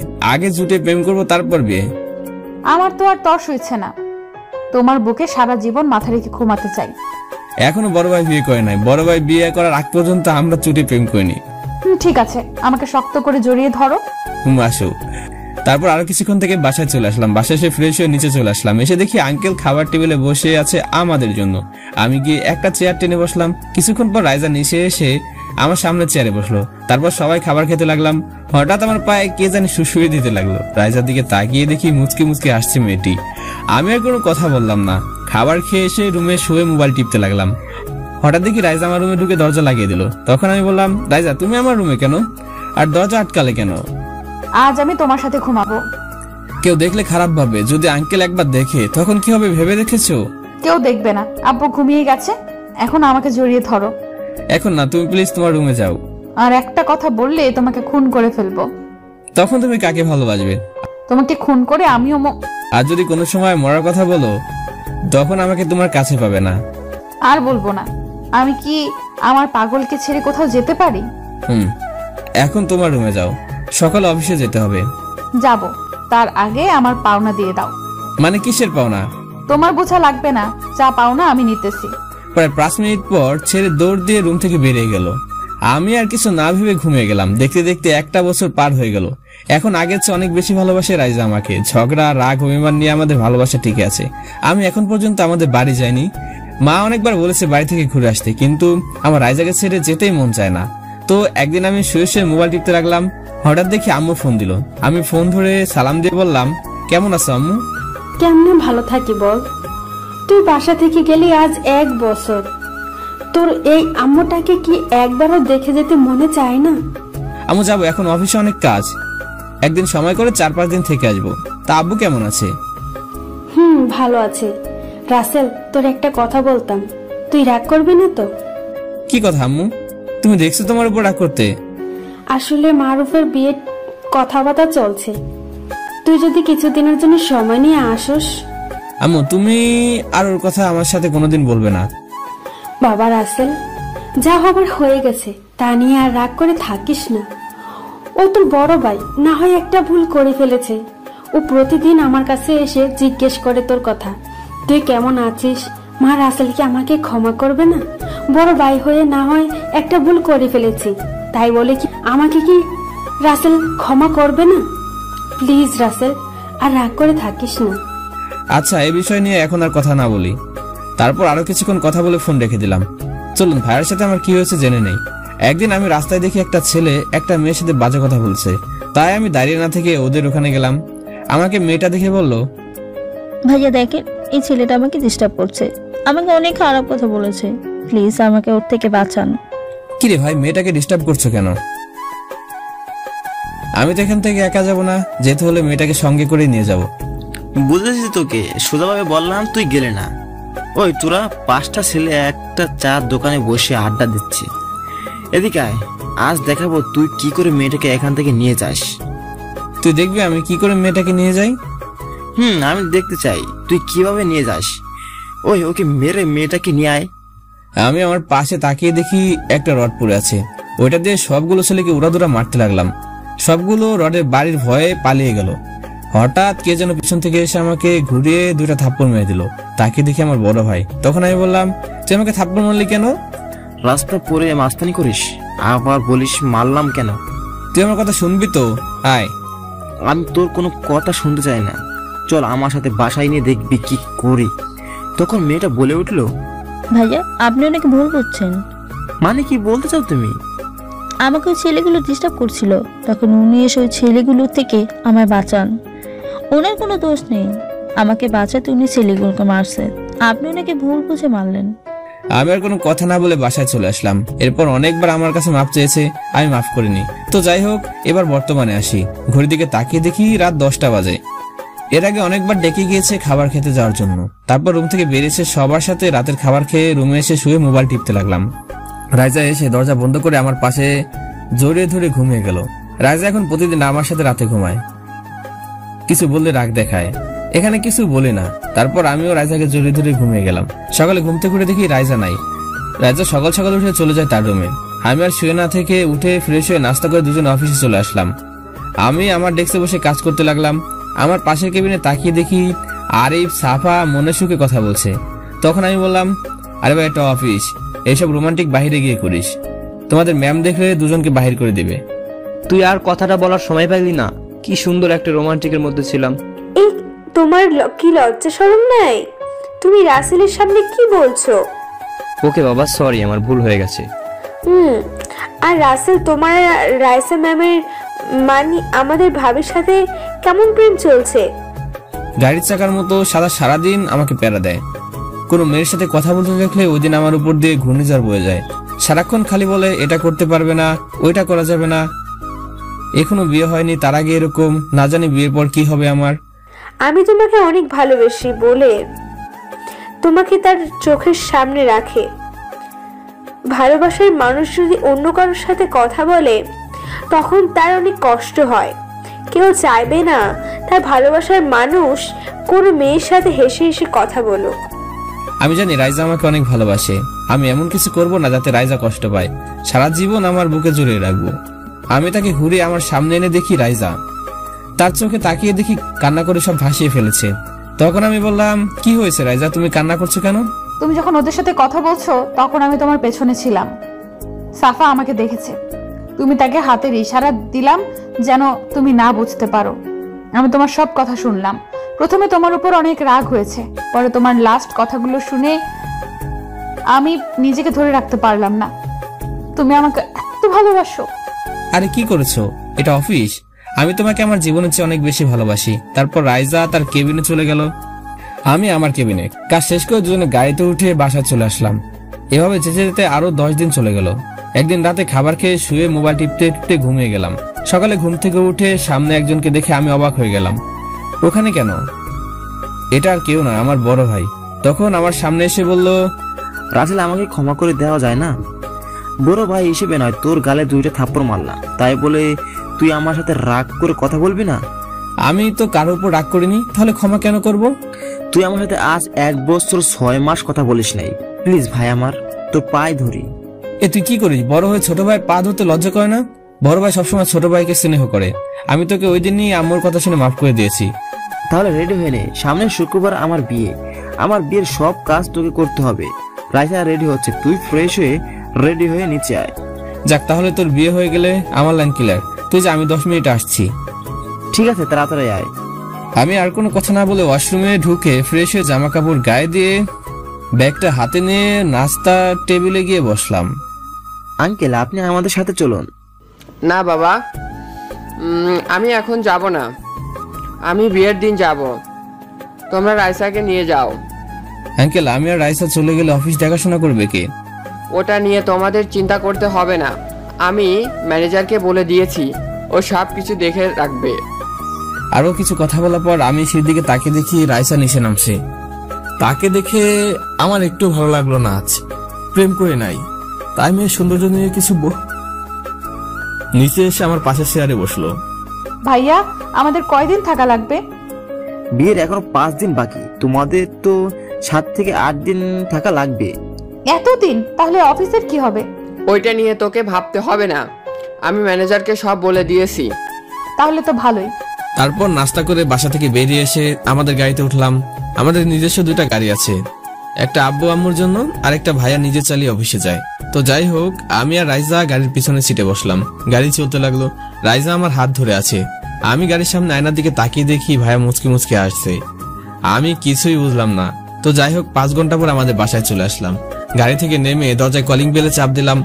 আম্মু দরজা খুলে আমাকে জড়িয়ে ধরে কান্না করে দিল। আরে আম্মু, কান্না করছো কেন? এতদিন পর আমাদের কথা মনে পড়লো। তোকে ছাড়া এতদিন কিভাবে আমি ছিলাম তুই বলতে পারবি? কেমনে পারলি আমাদের ছেড়ে থাকতে? তোর ভাই না হয়ে একটা ভুল করে ফেলেছে, তাই বলে বাড়ি আসবি না? আম্মু, ওসব কথা বাদ দাও। এখন অনেক দূর থেকে জার্নি করে আসলাম, ভিতরে যেতে দাও। আয়। আর রাইসা মামুনি, তুমি কেমন আছো? জি আন্টি, আমি ভালো আছি। তুমি কেমন আছো? আমি আগে ভালো ছিলাম না, এখন তোমাদের দেখে অনেক ভালো আছি। আর একটা কথা, আমাকে আন্টি বলে ডাকবি না, এখন থেকে আম্মু বলে ডাকবি। ঠিক আছে, আম্মু বলে ডাকবো। সবাই ভিতরে আসো। তারপর ভিতরে গিয়ে আমি আমার রুমে চলে এলাম। রুমটা আগের মতোই। ব্যাগ রেখে ওয়াশরুমে ঢুকে ফ্রেশ হয়ে রুম থেকে বাইরে এসে নিচে সবার সাথে খাবার খেয়ে রুমে চলে আসলাম। রুমে এসে একটা ঘুম দিলাম। বিকালে ঘুম থেকে উঠে দেখি রাইজা আমার বুকের উপর শুয়ে আছে। সাগরিকা আমাকে ছাড়া থাকতে পারে না। কপালে একটা চুমু দিলাম। হঠাৎ করে আমাকে শক্ত করে জড়িয়ে ধরলো। তার মানে রাইজা জেগে আছে। তুমি এতক্ষণ জেগেছিলে? রুমে একা একা ভালো লাগে না, তাই তোমার রুমে আসলাম। এসে দেখি তুমি কি সুন্দর করে ঘুমিয়ে আছো, তাই আর জাগালাম না তোমাকে। তাই আমি তোমাকে জড়িয়ে ধরে শুয়ে পড়লাম। আচ্ছা এখন ওঠো, কেউ আসলে দেখে ফেলবে। আরো কিছুক্ষণ থাক না, আমার অনেক ভালো লাগছে তোমাকে জড়িয়ে ধরে থাকতে। এখন না, পরে সময় পাবে জড়িয়ে ধরার। এখন ওঠো, ফ্রেশ হতে হবে। তার আগে আমার পাওনা দিয়ে দাও। আচ্ছা কাছে আসো। আমি কি চুমু দিতে বলছি? আমার এখানে লাগবে। না আমি পারবো না। তোমাকে পারতে হবে না, যা করার আমিই করতেছি। প্রায় 5 মিনিট পর ছেড়ে দিয়ে দৌড়ে চলে গেল। আমি আর কোনো কথা না বলে ফ্রেশ হতে চলে গেলাম। ফ্রেশ হয়ে নিচে এসে দেখি আব্বু অফিস থেকে চলে এসেছে। আব্বু কেমন আছো? এই তো আমিও ভালো আছি। তাই এতদিন পর আমাদের কথা মনে পড়লো? কি করবো আব্বু, অফিসে অনেক কাজ। আমি জানি অফিসে কাজ ছিল না কি ছিল, বড় ভাই না হয় একটা ভুল করে ফেলেছে, তাই বলে বাড়ি আসবি না? তুমি কি এখন ওই কথাই বলবে? কোথায় এতদিন পর আসলাম, একটু গল্প করবো না? তুমি আসো অতীত নিয়ে। ওকে ঠিক আছে, আর বলবো না। আব্বুর সাথে কথা বলতে বলতে রাত হয়ে গেল। তারপর সবার সাথে রাতের খাবার খেয়ে রুমে এসে শুয়ে গান শুনছিলাম। হঠাৎ রাইজা রুমের ভিতরে ঢুকে দরজা লাগিয়ে দিয়ে খাটে এসে আমাকে জড়িয়ে ধরে শুয়ে পড়লো। আমি কোনো কথা বললাম না। পাগলিটা আমাকে জড়িয়ে ধরে ঘুমাতে ঘুমাতে এখন আর একা ঘুমাতে পারে না। তার কপালে একটা চুমু দিয়ে আমিও তাকে জড়িয়ে ধরে ঘুমিয়ে গেলাম। দেখতে দেখতে বিয়ের দিন চলে এলো। আজ গায়ে হলুদ। তাই সকালে ঘুম থেকে উঠে ফ্রেশ হয়ে রুম থেকে বেরিয়ে এসে দেখি অনেক মেহমান চলে এসেছে। হঠাৎ একটা মেয়ের দিকে চোখ যেতেই আমার ভয় শুরু হয়ে গেল। কারণ এ আর কেউ না, আমার মামাতো বোন নদী। আমাকে সে অনেকবার ভালোবাসার কথা বলেছে, আমি প্রতিবার না করে দিয়েছি। কিন্তু তার একটা অভ্যাস আছে, যখন তখন জড়িয়ে ধরে আমাকে। না, ওর ধারে কাছে যাওয়া যাবে না। আমি আবার আমার রুমে চলে এলাম। এসে যেই না রুমের দরজা বন্ধ করব, তখন আগে নদী আমার রুমে ঢুকে গেল। তখন আমি বললাম, কি ব্যাপার নদী, তুমি আমার রুমে আসলে কেন? সে কখন তোমাদের বাসা আসলাম, সবার সাথে কথা হয়েছে, কিন্তু তোমার সাথে এখনো হয় নাই, তাই ভাবলাম তোমার সাথে দেখা করে আসি। দেখা হয়েছে, এবার তুমি আসতে পারো। না আমি কোথাও যাব না, আমি এখন তোমার সাথে বসে গল্প করব। আমার এখন গল্প করার সময় নেই, বাইরে অনেক কাজ আছে। যদি তোমার কাজ থাকতো তাহলে আমাকে রেখে রুমে আসতে না। কে বলেছে আমি তোমাকে দেখে রুমে আসছি? আমি দেখেছি তুমি আমাকে দেখে তাড়াতাড়ি রুমে চলে আসলে, তাই আমিও তোমার পিছনে তাড়াতাড়ি এসে তোমার সাথে ঢুকে গেলাম। আমি মোটেও তোমাকে দেখে রুমে আসিনি, আমার মোবাইলটা রুমে রেখে গিয়েছিলাম, তাই মোবাইল নিতে রুমে আসছি। আচ্ছা ঠিক আছে, এখন এগুলো বাদ দাও। বাইরে এলে আমার জন্য আইসক্রিম আর চকলেট নিয়ে আসবে। আমি পারবো না, তুই গিয়ে নিয়ে আয়, আমার এখন হাতে কাজ আছে। ওকে ঠিক আছে, লাগবো না। একটা কথা বলে যা, তোর কি রং পছন্দ? আমার নীল কালার বেশি পছন্দ। আচ্ছা ঠিক আছে, তাহলে যা। আমি আর কোনো কথা না বলে আমার রুম থেকে বেরিয়ে এসে বাইরে গেলাম। মার্কেটে গিয়ে হলুদের কিছু যাবতীয় জিনিস কিনে বাসায় চলে আসলাম। জিনিসগুলো আমার খাটে রেখে ওয়াশরুমে গেলাম। ফ্রেশ হয়ে বের হয়ে দেখি রাইজা রুমে আমার খাটে বসে আমার মোবাইল টিপছে। তখন আমি বললাম, তুমি কখন এলে রুমে? অল্প কিছুক্ষণ হবে, তোমাকে সকাল থেকে দেখি নাই, তাই আম্মু আমার মা থেকে বলছি তোমার কথা। আম্মু বললো তুমি নাকি রুমে আছো, তাই তোমার রুমে চলে আসলাম। ও, তা সকালে কিছু খেয়েছো? খেয়েছি। রাসেল আমাকে একটু জড়িয়ে ধরো না, আমার থেকে আজকে কেমন জানি লাগছে। আচ্ছা। তারপর আরো কিছুক্ষণ থেকে রাইসা চলে গেল। আর রাফি নাকি আসতে পারবে না, ওর স্ত্রী প্রেগনেন্ট। সাফা আসতে পারবে না, তার নাকি আম্মু অসুস্থ। আর আরিফ বলছে বিয়ের দিন আসবে। তো যাই হোক, দেখতে দেখতে হলুদের অনুষ্ঠান শুরু হয়ে গেল। আমি একটা হলুদ পাঞ্জাবি পরেছি, যেটা রাইসা আমাকে দিয়েছে, আর রাইসা একটা হলুদ শাড়ি পরেছে। রাইসাকে আজকে অনেক সুন্দর লাগছে। আমি চুরি করে রাইসার কটা ছবি তুলে নিলাম। আমি আর রাইসা উঠলাম স্টেজে। নদীর দিকে তাকিয়ে দেখি চোখ মুখ লাল হয়ে আছে। আমি তার দিকে না তাকিয়ে রাইসা আর আমি ভাইকে হলুদ লাগিয়ে দুজনে গিয়ে একটা কোনায় চেয়ারে বসলাম। তারপর নাচ গান শুরু হলো। সবকিছু শেষ করে আমি আমার রুমে চলে এলাম। রুমে এসে জামা কাপড় চেঞ্জ করে ফ্রেশ হয়ে বিছানায় শুয়ে পড়লাম। হঠাৎ মনে হলো দরজাতে বন্ধ করি নাই, তাই উঠে দরজা বন্ধ করতে গেলাম। যেই না বন্ধ করবো অমনি ভিতরে রাইসা ঢুকে গেল। রাইসা, তুমি এত রাতে কেন আসলে? বাড়িতে অনেক মেহমান, কেউ দেখলে কি বলবে? আমি এত কিছু শুনতে চাই না, আমার একা একা ঘুম আসে না। আমি তোমার সাথে ঘুমাবো, সকালে সবাই ওঠার আগেই চলে যাব। ঠিক আছে, সকালে কিন্তু তাড়াতাড়ি চলে যাবে। আমার পাওনা দিয়ে দাও, আজকে সকাল থেকে একটা উপায় নেই। না আমি পারবো না। আচ্ছা তুমি এত রোমান্টিক কেন? তোকে পারতে হবে না। আর কি বললে, আমি এত রোমান্টিক কেন? আমার না তোমার ঠোঁট দুটো দেখলে আর নিজেকে ধরে রাখতে পারি না। তোমার ঠোঁট দুটো চকলেটের মতো, খালি চুষতে মনে কয়। ও মা, তাই নাকি? তাহলে তো একবার তোমার ঠোঁটের স্বাদ নিতেই হবে।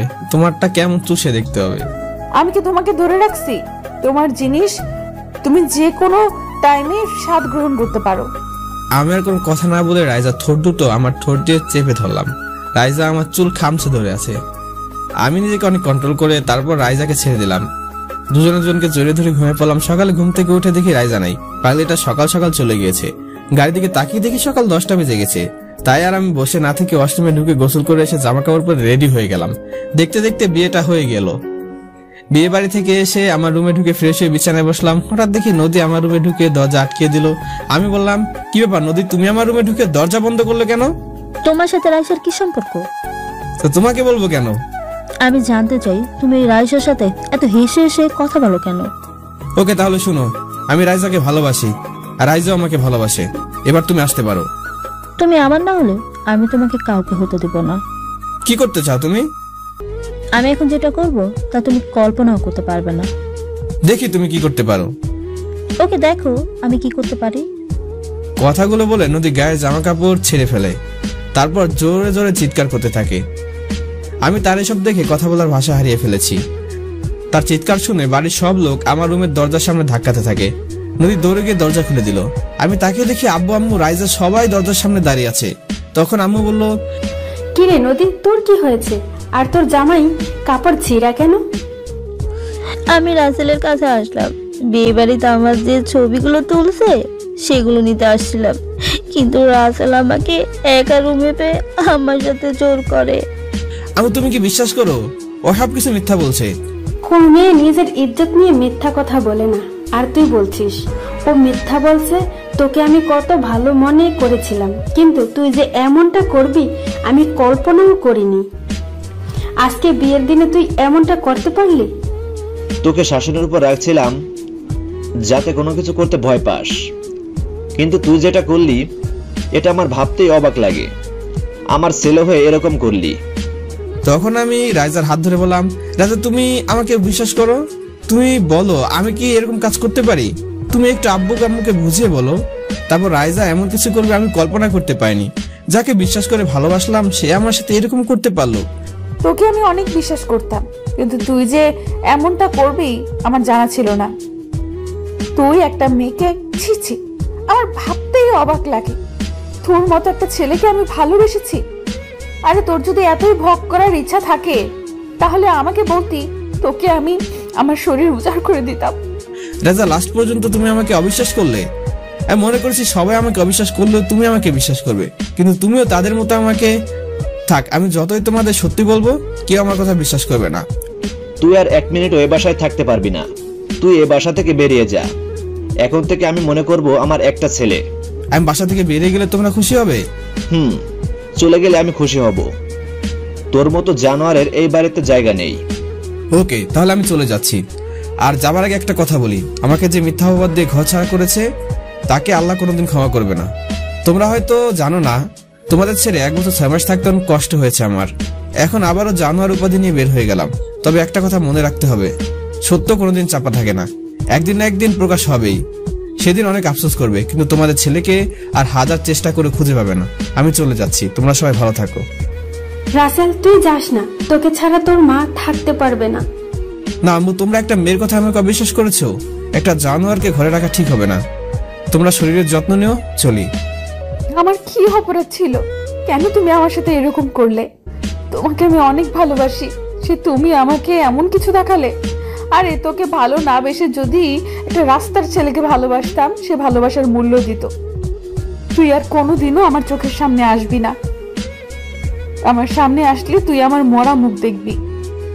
না, আমি আর এই বাড়িতে থাকবোই না। তুই আম্মুকে দেখে রাখিস। আম্মু আর তোর সাথে মোবাইলে কথা হবে। আমি এখন চলে যাই। তুই এখন কোথায় যাবি বাবা? আমি জানি তুই এ কাজ করবি না, কিন্তু রাগের মাথায় তোকে থাপ্পড় মেরে দিলাম। প্লিজ বাবা, তুই যাস না আমাকে ছেড়ে। না আম্মু, আমি তোমার থাপ্পড়ে কোনো কষ্ট পাইনি।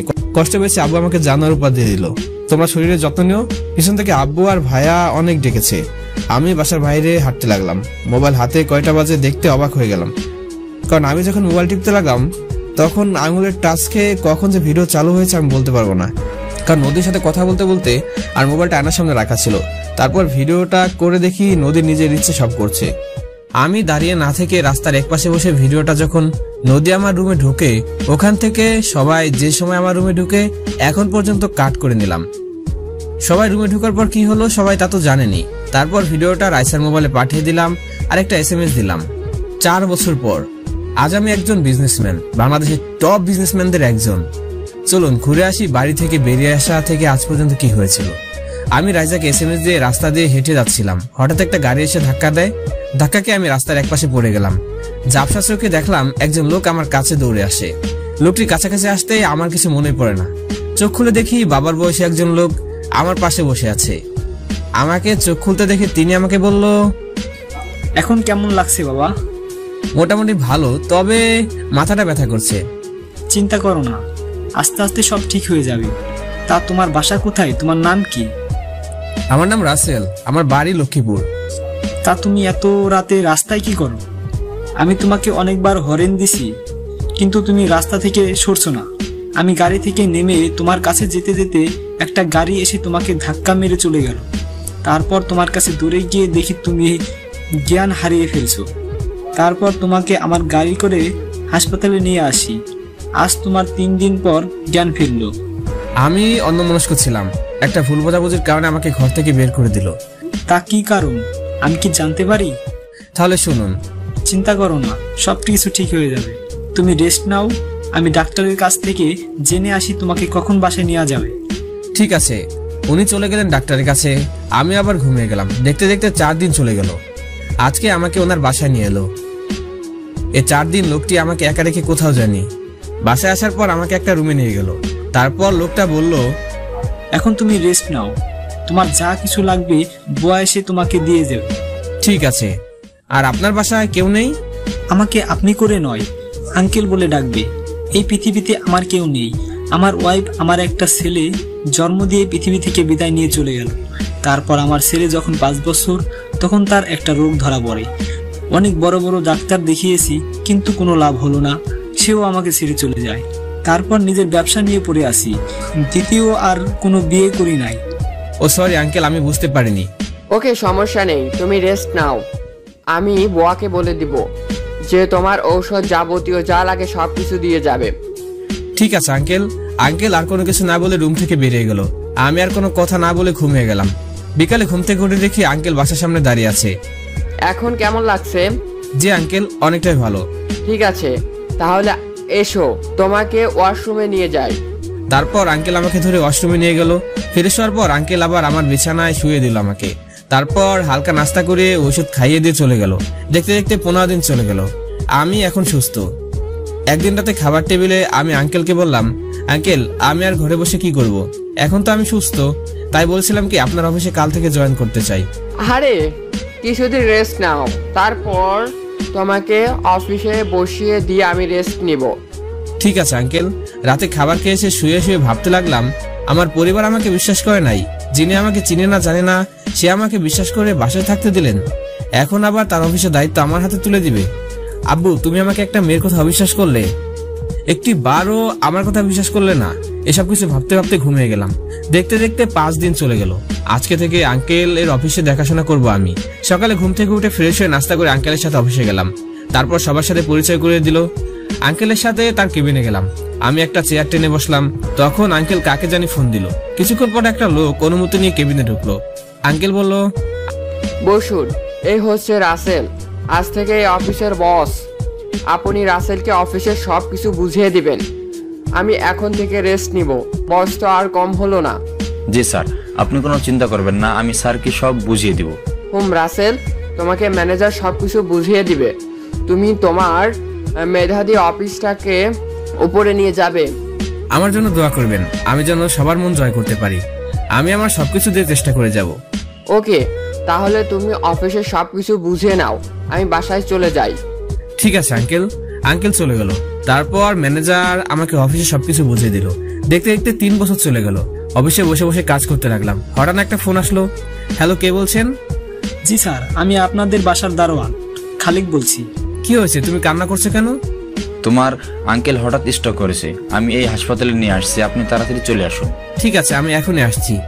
ফোন কেটে অফিস থেকে বের হয়ে এসে গাড়ি নিয়ে দারোয়ান চাচা যে হাসপাতালে কথা বলেছে সেখানে চলে গেলাম। ভিতরে গিয়ে চাচাকে ফোন দিলাম।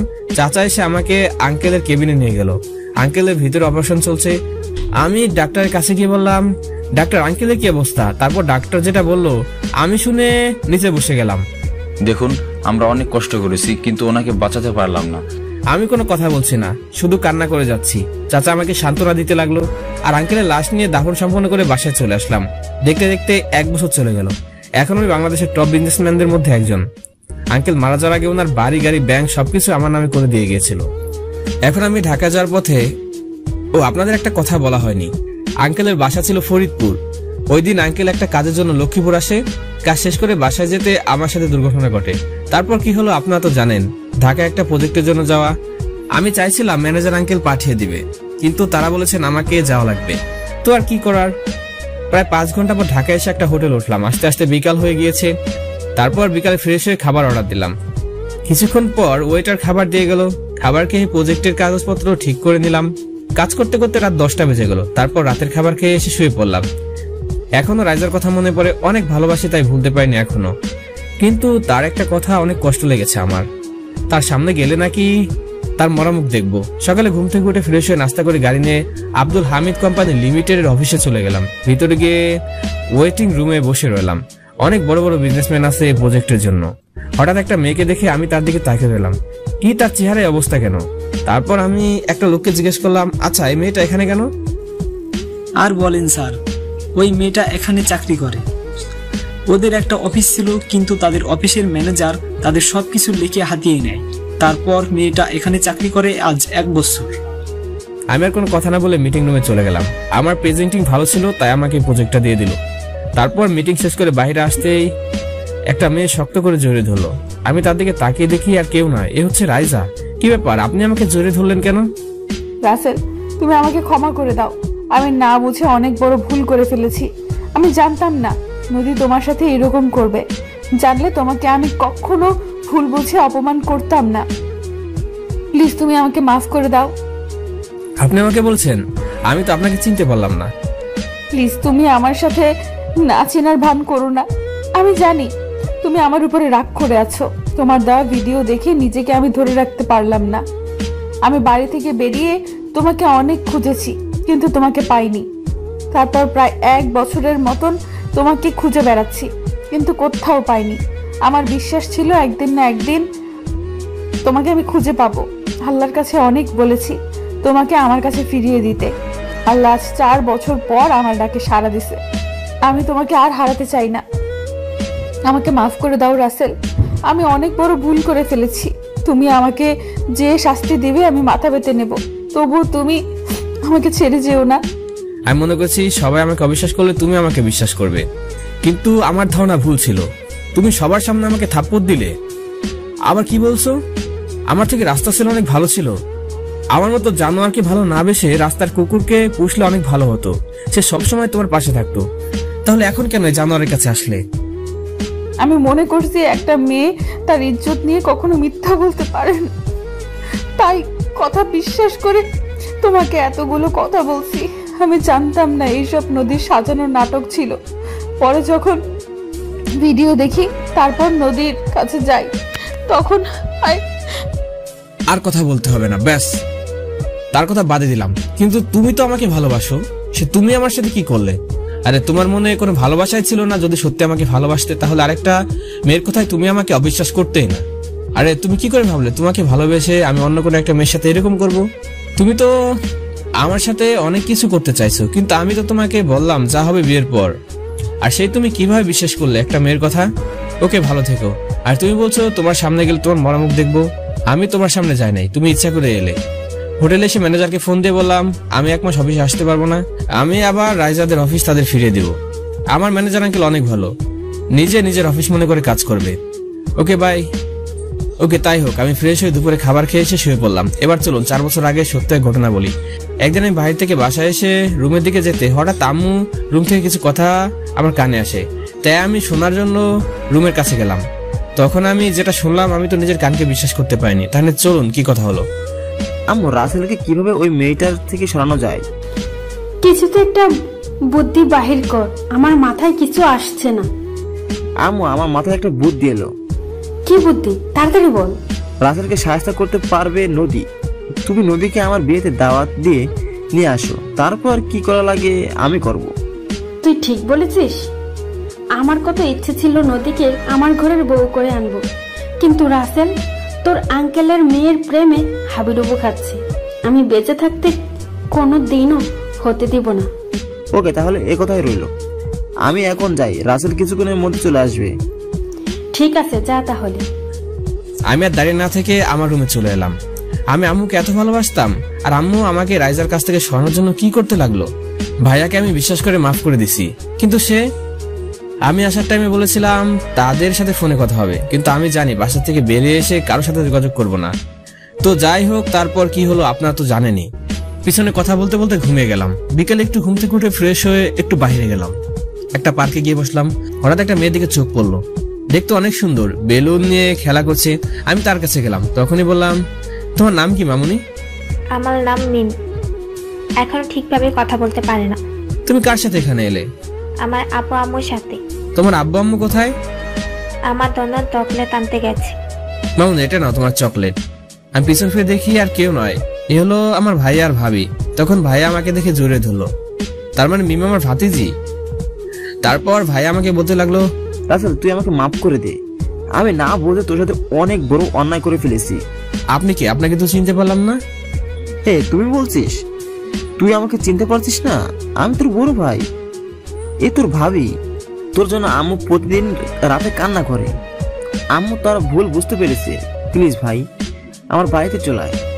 আব্বু যখন সত্যটা জেনেছে তখন তিনি অনেক অসুস্থ হয়ে পড়ে। তোর জন্য এখনো সবে অপেক্ষা করে আছে। প্লিজ তুই আমাকে ক্ষমা করে দে। না, আমি ওই বাড়িতে যাব না। যে বাড়ি থেকে আমাকে জানার উপহার দিয়ে বের করে দিয়ে গেল, ওই বাড়িতে আমি কোনোদিনও যাব না। ভালো থাকো। তার কিছুক্ষণ পর মোবাইল টিপে ম্যানেজারের সাথে কথা বলে রাতের খাবার খেয়ে এসে ঘুমিয়ে গেলাম।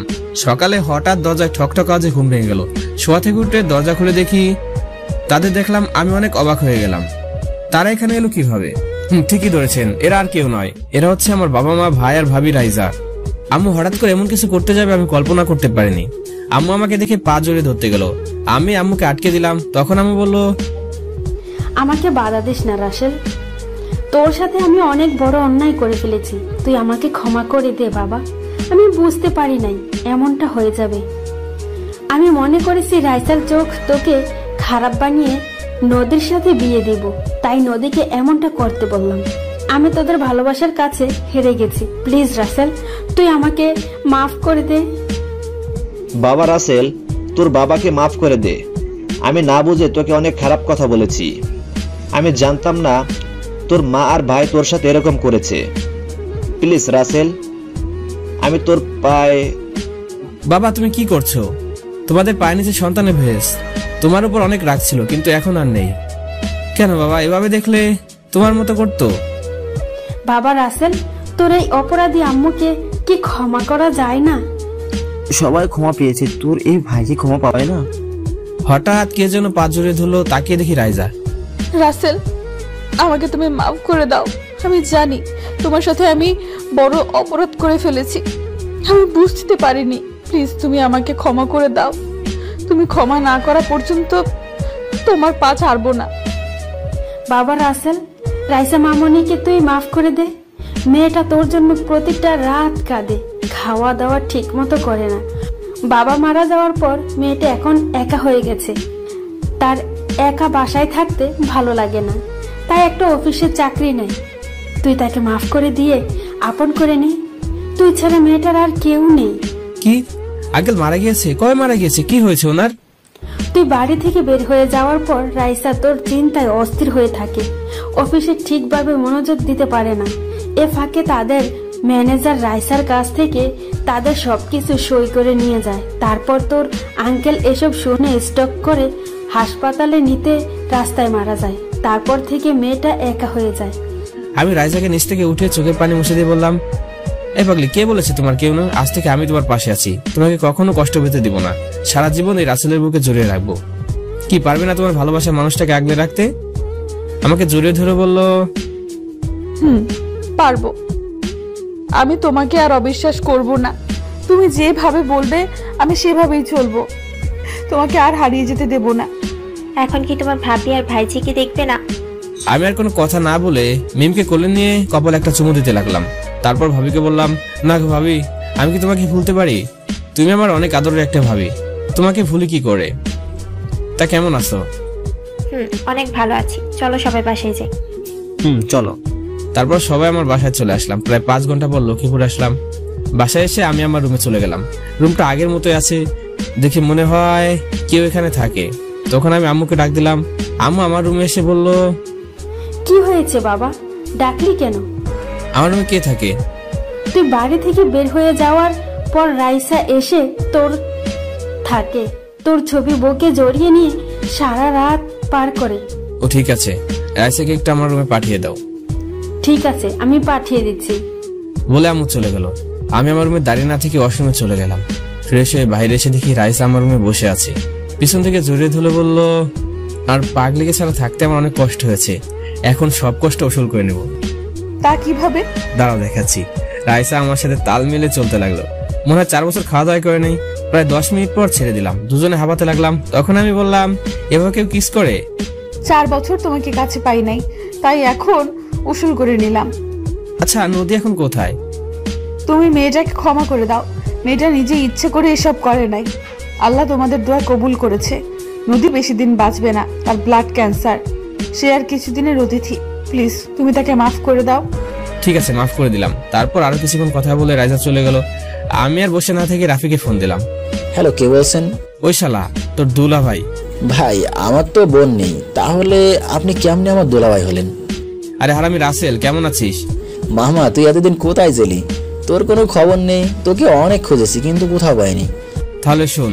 যাক, তাহলে তো অনেক ভালো, কিন্তু রাইসা মেয়েটাকে আর কষ্ট দিস না। মেয়েটা তুই চলে যাওয়ার পর অনেক ভেঙে পড়েছে।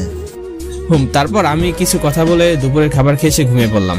দেখতে দেখতে আজ আমার বিয়েটা আমার বাড়িতে হবে।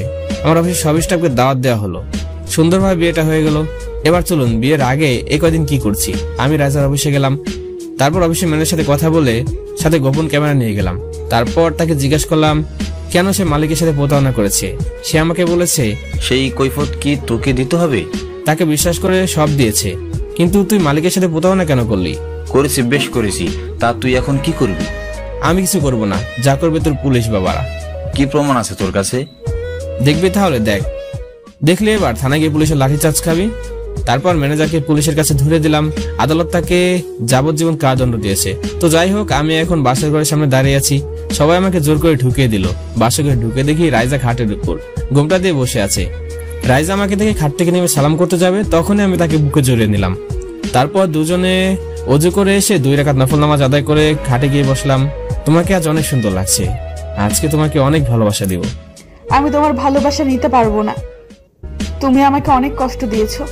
আজকে সব কষ্ট দূর করে দেব। তুমি আমার কাছে আসবে না। কে শুনে কার কথা? আমি রাইজাকে খাটে ফেলে দিয়ে তারপর এরপর কি হলো বন্ধুরা, আপনাদের শোনার দরকার নেই, আপনারা বুঝে নেন। তো বন্ধুরা, এই ছিল আমাদের আজকের গল্পটি। কেমন লেগেছে সেটি নিচে কমেন্ট করে জানাবেন। আর হ্যাঁ, পরবর্তীতে কি ধরনের গল্প আপনারা শুনতে পছন্দ করবেন সেটিও নিচে কমেন্ট করে জানাতে ভুলবেন না। তো সবাই ভালো থাকবেন, সুস্থ থাকবেন। আল্লাহ হাফেজ।